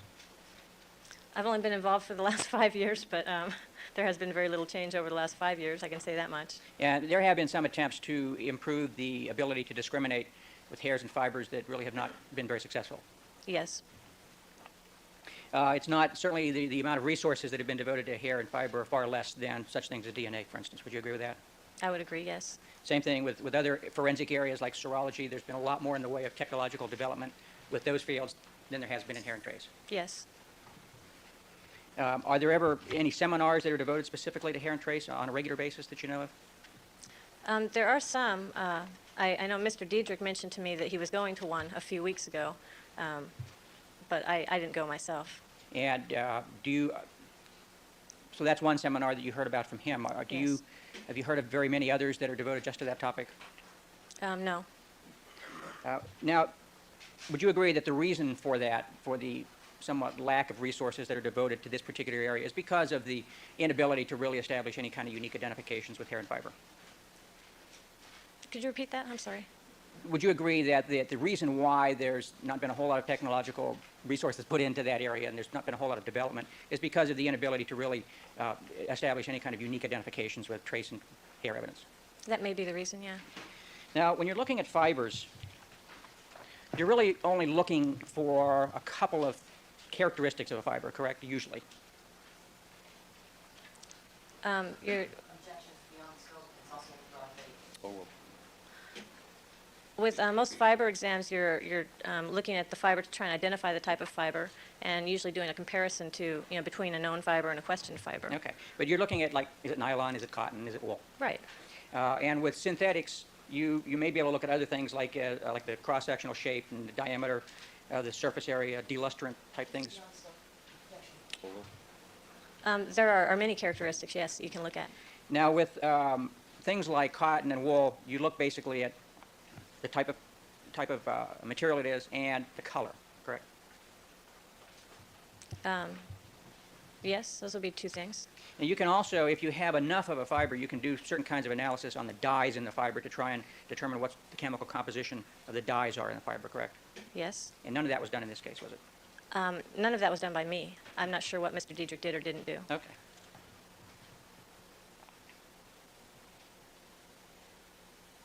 Now, when you take a look at one fiber against a known fiber against an evidence fiber, if those appear to be similar, you can't, from that, conclude that they came from the same place, can you?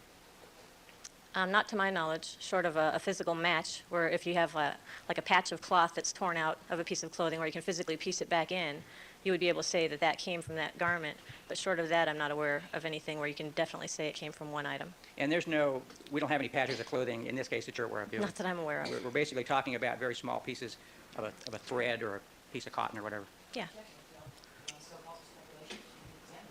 Oral, that wasn't a testimony. Proceed. Now, would you agree that when manufacturers produce fibers, they generally produce them in fairly substantial quantities? I would think so, but I don't have any particular knowledge in that area. Okay. There are no data banks of fibers that you can go to and see how common or rare a particular fiber is, are there? That I don't know. You're not aware There of it? may be. I'm not aware of it. Well, you do this kind of analysis all the time, don't you? As far as fiber analysis go, my analysis has really been limited to just comparing known to questioned fibers. And I haven't really done any research beyond that point as far as frequencies or how often fibers are made or anything of that nature. If there were some data bank available where you could get that information, I'm sure you would have access to it, wouldn't you? Sustained. You're not aware of any such databases that exist with respect to fiber. I'm not aware of one.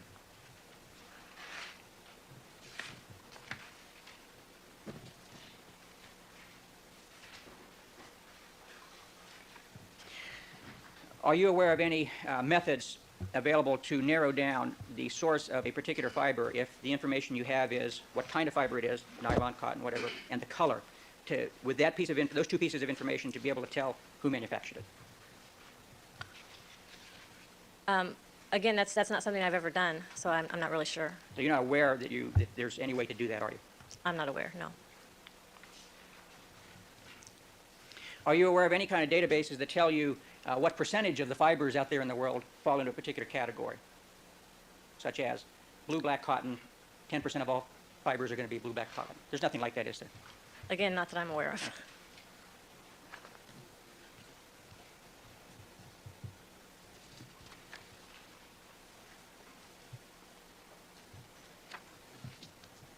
You're not aware, are you, of any technique that allows you, once you know that two fibers are both, let's say, cotton and both are blue-black, to assess some kind of a numerical description to that to explain what the significance of that is? Could you repeat that one more time? Sure. I'm sorry. Do you know of any technique at all that's used in your expertise, your specialty, that allows you, once you say, okay, we have an evidence fiber that's cotton blue-black and we have another fiber that's cotton blue-black, to tell you what the significance of the fact is that they look like? Again, not that I'm aware of. Okay.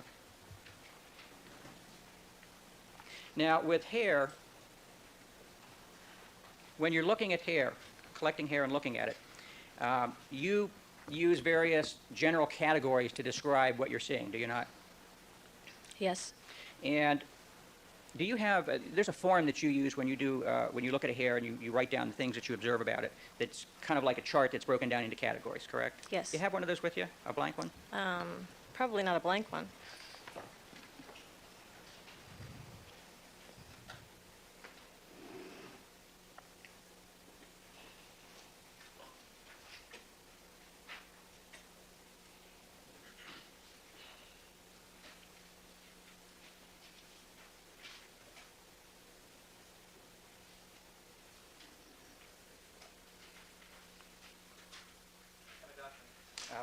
case. 1217. 1217? That's just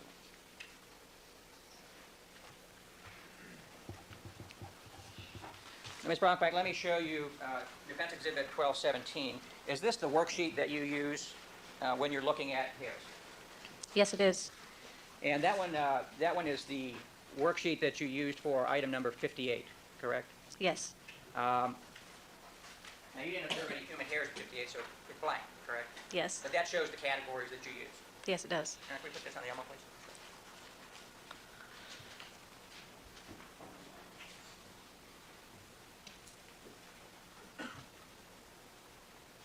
He has his moments, but you're right. He's not as bad as everybody else. Could we zoom in on the column on the left from categories a little bit?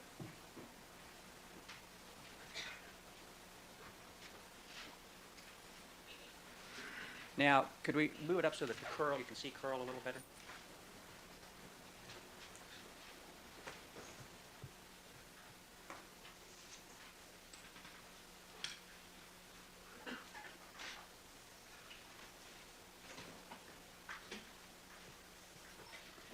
This is an example of some of the characteristics that you use to describe what you see when you look at hair, correct?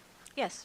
And taking, for example, the curl category, it's only broken down into 3 different subgroups, right? As far as this form goes, the things that are listed in that area, using curl, you see tight, loose, or none. They're general descriptions that you can use, but it's not limited just to that. Okay, so you have 3 categories on your form, but there could be others that you might use. Yes. Is that true with the other categories on there? Yes. Would you agree that these categories are very subjective in the sense that it's what you see, and you use a word to describe what you see that you feel comfortable with, correct? Yes.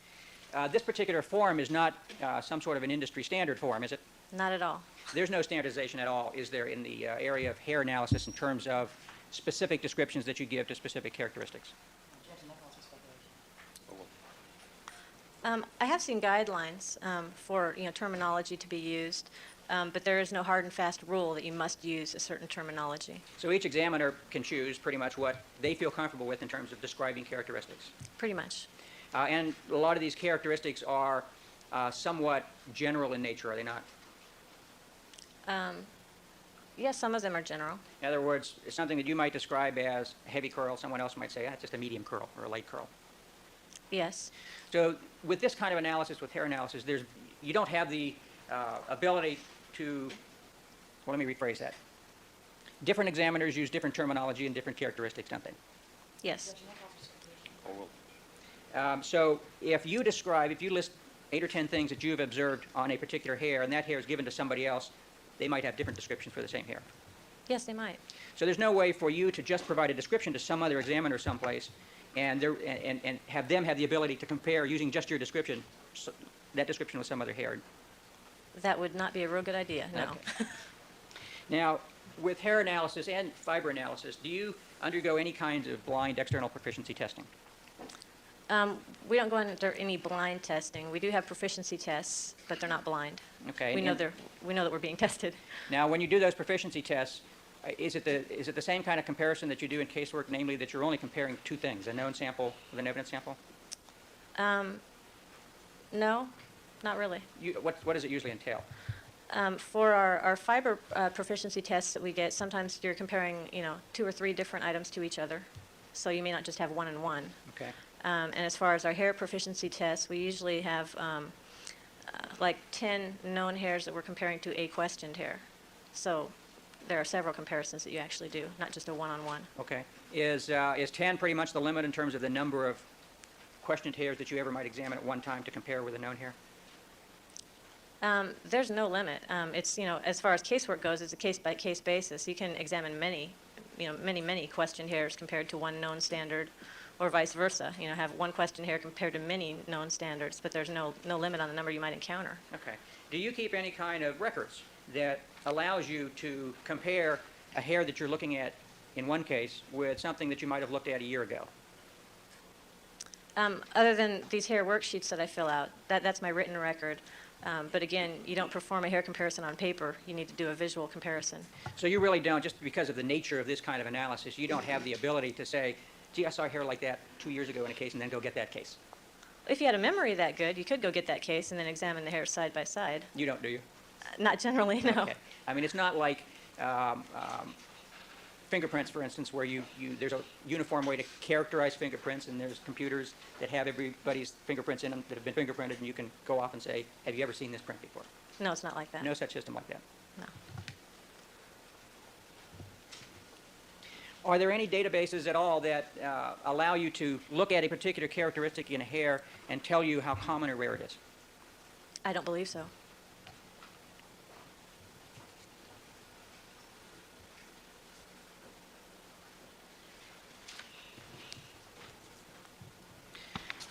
Now, with hairs, you indicated that when you collect an exemplar, you collect a representative sample from all over the head. That's correct. And that's because in one head, you're going to have different kinds of hairs. Correct. There's no uniformity, no uniqueness, one hair to the other in a single person. Well, you generally do see a lot of similarities. But there may be a lot of differences. But there's usually a range of all of those characteristics that you observe. You'll usually see a range. You don't see just one, carbon copy on every hair. It's just not how it is. I mean, it's not like DNA where every cell in the body has the same DNA. Correct. It's not like that. I mean, this technology, we're not counting molecules here. We're looking at very general things, aren't we? Sustained. Rephrase the question. We're not doing any kind of molecular analysis with hair and fiber analysis. We're looking at fairly general categories, correct? Yes. Overruled.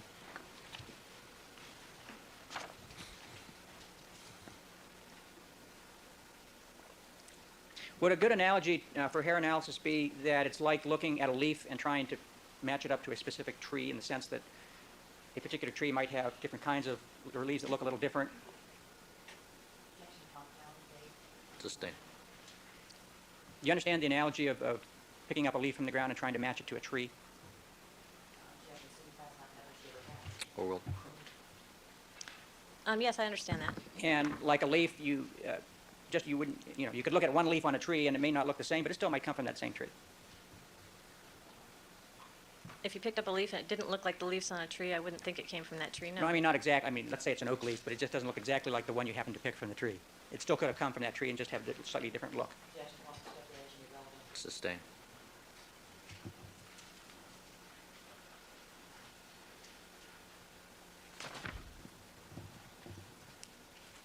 Now, I want to ask you about exclusions with hair analysis. You're familiar with, you've done some conventional serology work in your past, have you not? No, I have not. Okay, well, you're generally familiar with some of the things that are done in conventional serology. Generally familiar, yes. And if you're doing genetic marker testing and you find a genetic marker in your evidence that's different from your known, you know you've got an exclusion. Sustained. Now, with hair analysis, you can't necessarily, if you see one hair that has some different characteristics from another hair, that doesn't necessarily mean they're excluded, does it? Sustained. Rephrase the question. If you have an evidence hair and it doesn't look exactly like a suspect hair or a known hair, that doesn't necessarily mean that they didn't come from the same source, does it? Overruled. Well, the point of doing a hair comparison is looking at a known sample, getting an idea of the range of characteristics in that known sample, and then comparing that question hair to it. If the question hair is different, then you can't exclude it from coming from that source. Well, let me ask it a different way. If you take an exemplar from somebody and you only take a couple of hairs from one part of the head, and you have an evidence hair, and it doesn't look identical, that doesn't necessarily mean it didn't come from that person, just from a different part of the head. Overruled. Proceed. Am I accurate? If your exemplar that you're dealing with is not an adequate exemplar, then I would agree, yes. Okay.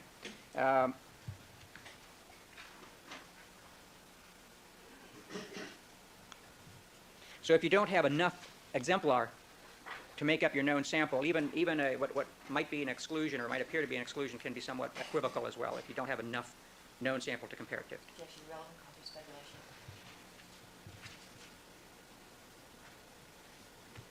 That would be correct. Okay. Now, with respect to the exemplar that you took from Mr. Simpson, you counted and you taken 93 hairs. Yes. Have you taken exemplars from suspects in other cases? Yes, I have. Do you always take in the area of 90 to 100 hairs when you take an exemplar from somebody? I usually try to get a minimum of 30, and I generally don't count them because in this case, the reason I counted them was because I was working under a court order where I was given a ceiling number of 100 hairs. I generally don't count, but I usually attempt to get at least 30. All right, so the number that you got here was 3 times more than what you normally attempt to get.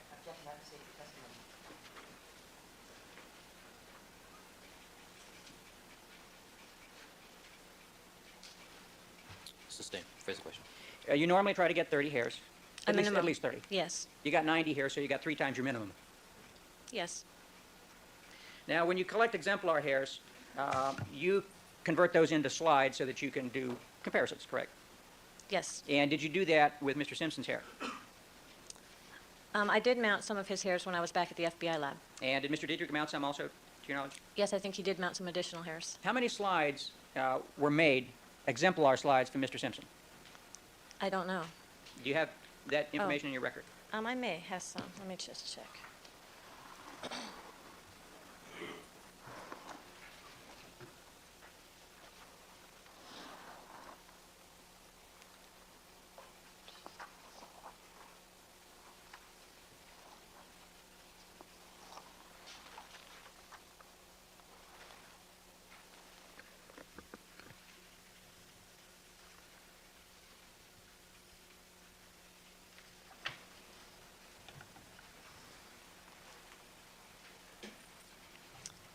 I mounted 5 slides, each with 5 hairs on them.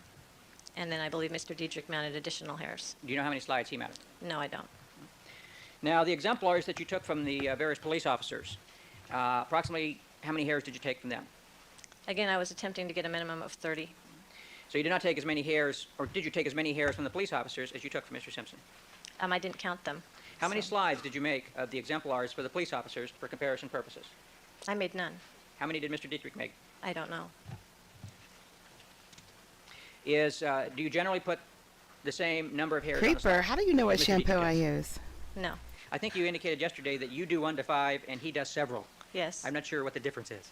Well, I do generally put 1 to 5 hairs on a slide, and when I mount that slide, I actually use a system to where I can identify each single hair on that slide based on a numbering system. The slide I give a number. For instance, the first slide I mount would be number 1, and then I would have a lettering system A through E if I have five hairs on that slide. Starting from the end of the slide, you have A, B, C, D, E. So I space them out on the slide. Mr. Diedrich, I believe, mounts hairs, many, I don't know the right terminology, but to a slide, and some of those hairs may be overlapping and such on the slide. He doesn't specifically number every hair that's on that slide like I do. So the slides that you make, you have the ability, once you have done the work, to actually look at an individual hair by itself, not obscured or covered over or overlapped by another hair, correct? There may be a little overlap, but you can tell which hair you're talking about. And you provide some sort of letter identification so that if you look at hair C from that slide today and make some sort of comparison or observations, you can come back 6 months from now or a year from now and pick out the specific hair you were thinking of and you were looking at when you made those notes, can't you?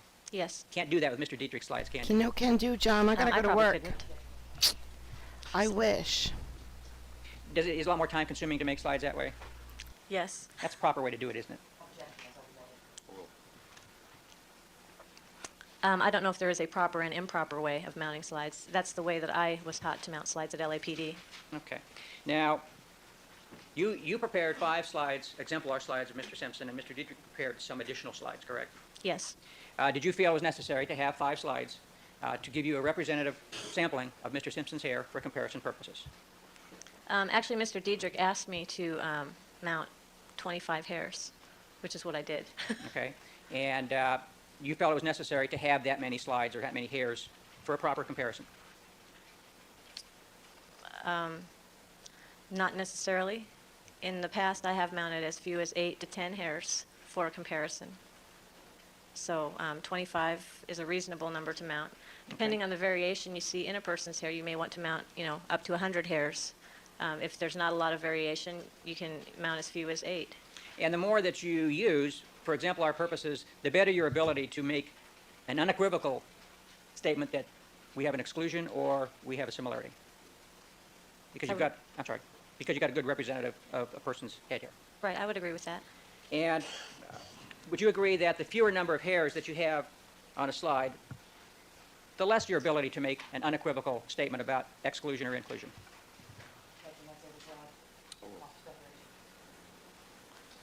The fewer hairs you have in an exemplar? Yeah. I would agree, yes. Would you ever using the procedures that you've been trained to use, only 2 slides for an exemplar for comparison purposes from a single individual? Counsel, that question's vague because we don't know how many hairs are on each slide. Well, let me ask you about that then. The number of hairs in the slide, obviously, well, let me ask you. If you have a lot of hairs on one slide, that hampers your ability to really make an individual analysis of each individual hair, doesn't it? It's a standard phrase question. For you, if you're looking at a slide that has a whole bunch of hairs in one slide that may be overlapped and not marked, that hampers your ability to do a very specific comparison or analysis of each individual hair, doesn't it? A whole bunch doesn't help us a lot. Let me see counsel sidebar with the court please.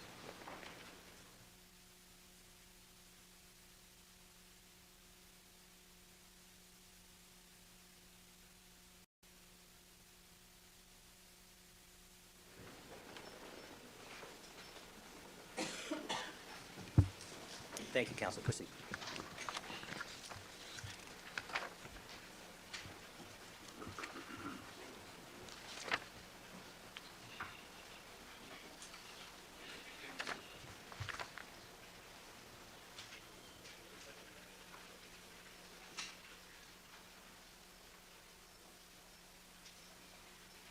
Ms. Bronkrank, I note from your CV that you also have provided training in field investigations for hair and trace analysis, or collection of hair and trace evidence. For other criminalists? Yes. Yes. Is that at LAPD?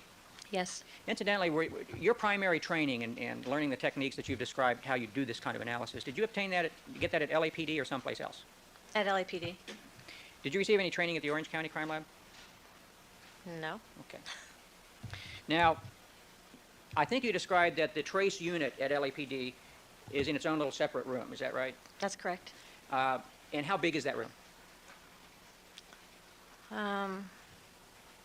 Maybe about a quarter of the size of this courtroom. And is that room used by you just for hair and trace analysis, or are there other kinds of different analysis going on in that room at the same time? Well, as far as our trace unit, as I mentioned earlier, we perform several types of analysis: hair and fibers, shoe prints, tire tracks, tool marks, paint, glass. So quite a variety of different types of analysis do go on there, not just hair and fiber. Okay. Now, is that room, is there a fan in that room? Not a fan. We do have an air conditioning system.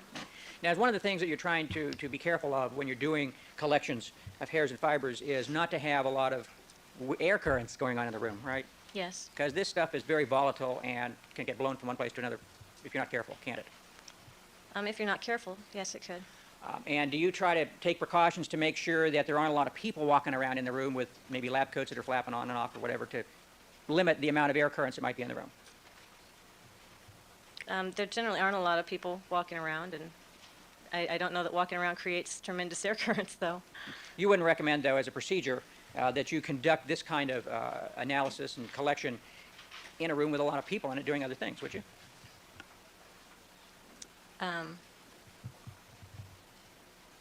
If they're doing things where they're just sitting in one place, I don't think that would really matter. If they're walking by briskly and, you're working in a crowded situation, I would say no. Now, hair and trace evidence is many times difficult to see just with the naked eye looking at a distance, is it not?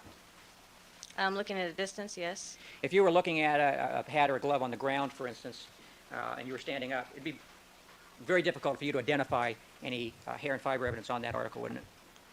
You may be able to see it, but you may not. I mean, when you remove hairs, for instance, from the cap, you do a very careful analysis and you roll it very carefully and you look at it very closely in order to see these things, correct? Yes. And you see things when you do that that you can't see with the naked eye unless you're specifically looking for them. That could be correct, yes. And you have to be very careful because items such as this can get dislodged fairly easily and just fall off, can't they? It probably has a lot to do with whatever it's on. You know, if you're talking about hairs and fibers on some smooth surface, it would be very easy, I think, for those to get dislodged if that moved around.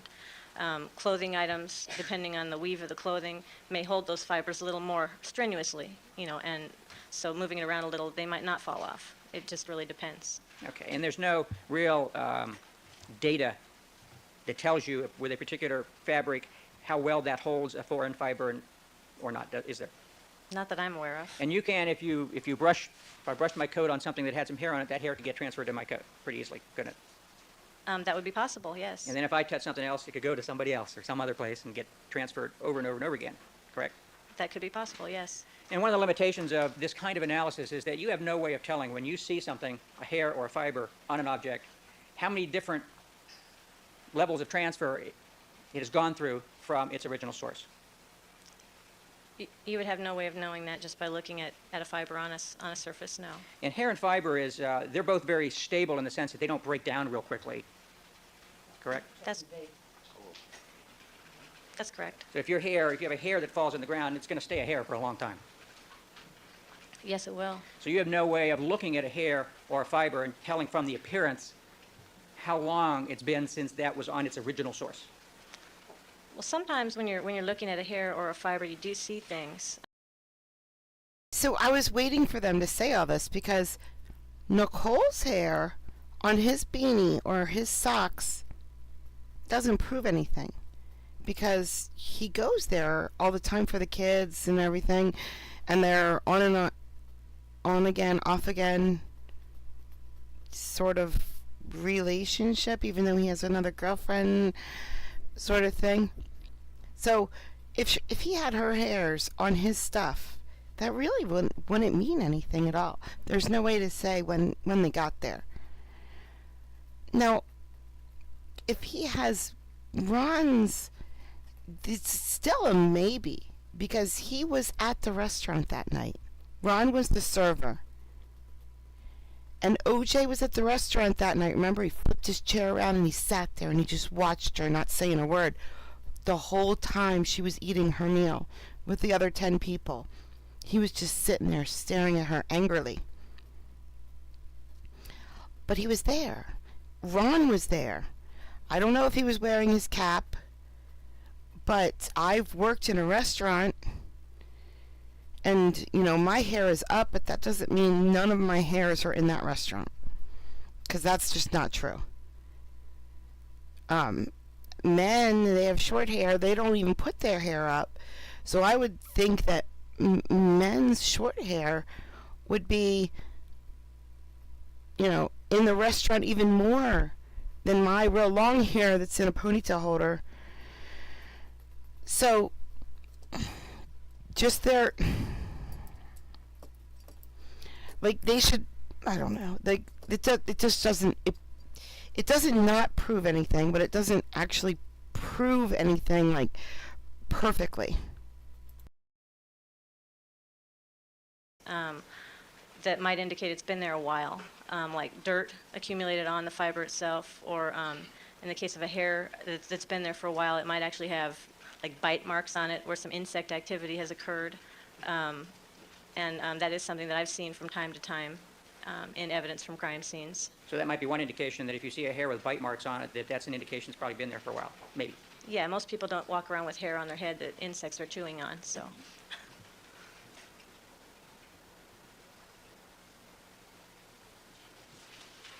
Now, in your lab, you are very careful not to have two items of evidence out at the same time, unless it's absolutely necessary, correct? That would be correct unless you're, performing a comparison between those two items and you need to see them at the same time. And the reason for not having them out together is because of the volatility of this kind of evidence. You want to make sure that you don't have something move from one object to the other. That's correct. Now, when evidence is at a crime scene, lying on the ground, for instance, for a long period of time, there's no way to protect those individual pieces of evidence to prevent transfers of hair and fiber evidence from one to the other, is there? There's no way to protect those items, no. I mean, anything you did to protect those would probably create more of a problem. And there's no way to prevent, let's say hypothetically that you have some detectives at a crime scene and they're walking around, they're looking at things. If they have hairs and fibers that have transferred to their clothing, there's no way to protect the evidence from those things falling off clothing and landing on the ground or on an evidence object, is there?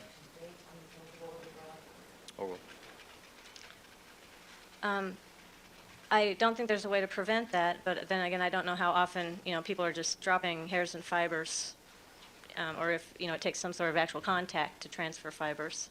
So there's no data that you're aware of or studies that you're aware of that measure that in terms of how easily hair and fiber can be transferred from one person to another, one object to another. There may be some studies, but I'm not specifically aware of any. Now, people lose generally 100 hairs a day, don't they? I have read that, yes. So over a 30-day period, each person loses maybe 3,000 hairs roughly. Yes. It's a lot of hairs, isn't it? Yes, it is. And would you agree that a person's natural environment where they spend time is likely to have hairs that have fallen out of their heads? I know mine does, yes. Now, let me ask you hypothetically, if several police officers, several detectives spent some time at Mr. Simpson's home in an area where he spends a lot of time, perhaps sitting on furniture or whatever, moving around, it's possible that they can pick up trace evidence that might be at that location on their clothing without knowing it. That would be a possibility. And if they then go back to Bundy, to the crime scene, before anything's been collected, there's a possibility that things that they might have picked up at Rockingham can be transferred to Bundy. That could be possible. It's one of the reasons why you try to process a crime scene quickly to get the evidence preserved as quickly as possible, is to prevent those kinds of cross transfers and compromise of the evidence. Yes. It's one of the reasons why you might want to wear protective footwear at a crime scene, is to prevent your transferring or your depositing fiber evidence or hair. There's no cat hair on me when I go to work. I hand wash my clothes. I don't even put them in the same washer and dryer as the rest of my clothes. I hand wash my clothes and I hang them to dry. Sometimes right before work I have a hair blow dryer trying to get it. Hair blow dryers in the bathroom. Cats don't go in that bathroom. I keep my work uniform, my shoes, things I wear under my work uniform in the bathroom on a shelf.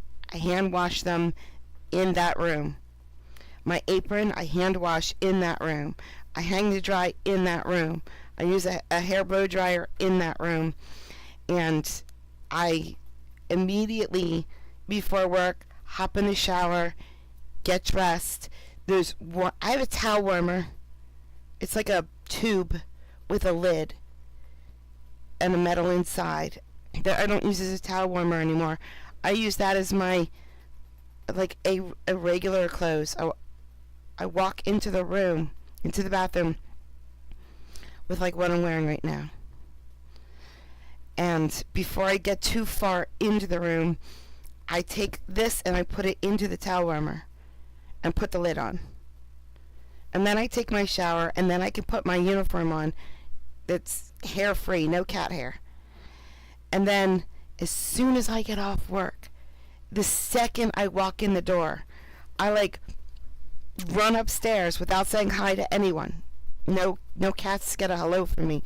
No dog gets a hello from me. I run into the bathroom, slam the door shut, and then I put my this clothing carefully back on. Put my uniform way away first, and then I go get changed.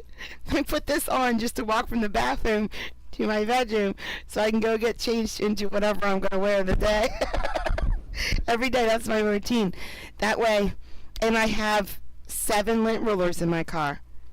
So, as I'm driving to work, because there might be cat hair in the car, as I'm driving to work, I'm going down Route 30, and then when I get to work, I get out of the car, and I use 3 or 4 pages of lint rollers everywhere, every single inch of everywhere that I can find. There's absolutely no way a cat hair can be on me in that restaurant. There just can't be. If it wasn't like improper, I would record what I do so you could see how painfully I every day, how painfully I try very hard to make sure that I am nowhere near a cat before I work in a restaurant. And then what's nice about our restaurant is that as soon as you walk in through the kitchen back door, hand washing sink is literally right there. Right there. So after I'm getting all this hair off, I could just go in, wash up, and then I'm perfect. Perfect for the day. And might sound a little OCD, but it's not. Could you imagine me walking with hair? No, I work in a restaurant. Hair evidence that might be on your shoes or in the cuffs of your pants. That may be one reason to wear protective footwear. Usually when we wear that, it's to prevent transfer of blood if there's a particularly bloody crime scene to us. A lot of the protective wear that we use, gloves, lab coats, protective footwear, disposable jumpsuits, are more of a protection for us as far as dealing with blood-contaminated evidence. But it also works the opposite way to protect the evidence from us contaminating it. For instance, if you had been in your car and picked up some carpet fibers in your shoes, putting on protective footwear would prevent those fibers from getting deposited where you walk, wouldn't it? Yes.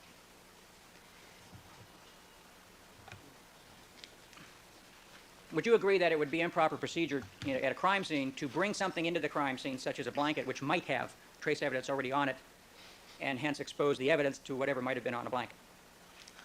That's not something. That's not something I would recommend doing. Okay. Now, would you agree that you also would not recommend taking something like a blanket or a large object and splaying it out or putting it down in a way that causes air currents that might move other things around in the crime scene? Objections called for stipulation. Seems staff not in. Sustain. Would you agree that in order to preserve a crime scene, at least as to trace and fiber evidence, you want to be careful not to do anything that creates air currents that might move the evidence around? Yes, I would try to do And, that. I'm sorry. I wouldn't want to do anything that promoted that. And would you also, in order to preserve the integrity of any hair and trace evidence that might be at a crime scene, avoid moving one object across another object? Well, let me be more specific. Dragging a body across pieces of evidence. You wouldn't want to do that, would you? No, I would not. You would not want to move pieces of physical evidence from one place to another before they're collected, would you? Objection. Beyond the scope.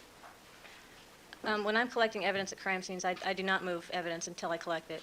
Okay. If you pick something up, did something with it, just held it or whatever, and then put it down at a different place, that might compromise the integrity of any trace evidence on that item, wouldn't it? It might, yes. And moving things across dirt, for instance, might cause, that movement alone might cause the object to pick up hair or fiber that's in the dirt. That could be a possibility.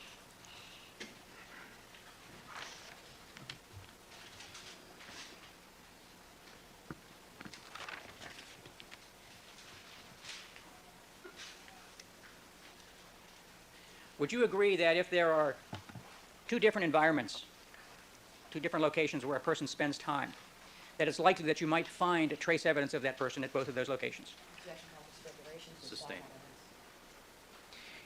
If you have, let's hypothetically, if you have a person who spends a lot of... This I'm exceeds the sorry. scope of the Direct Examination Council.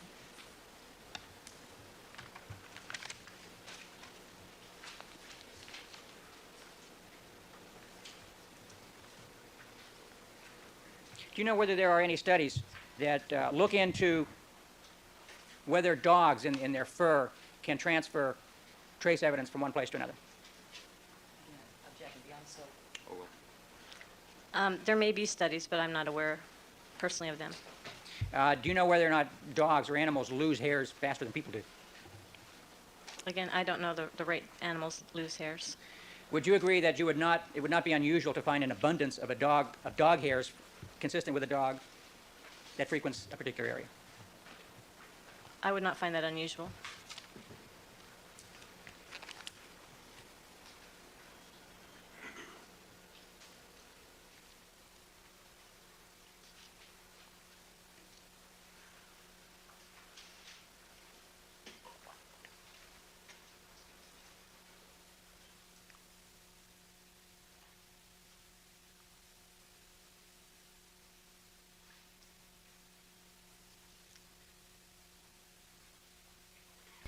It's too late. This is a good time to stop.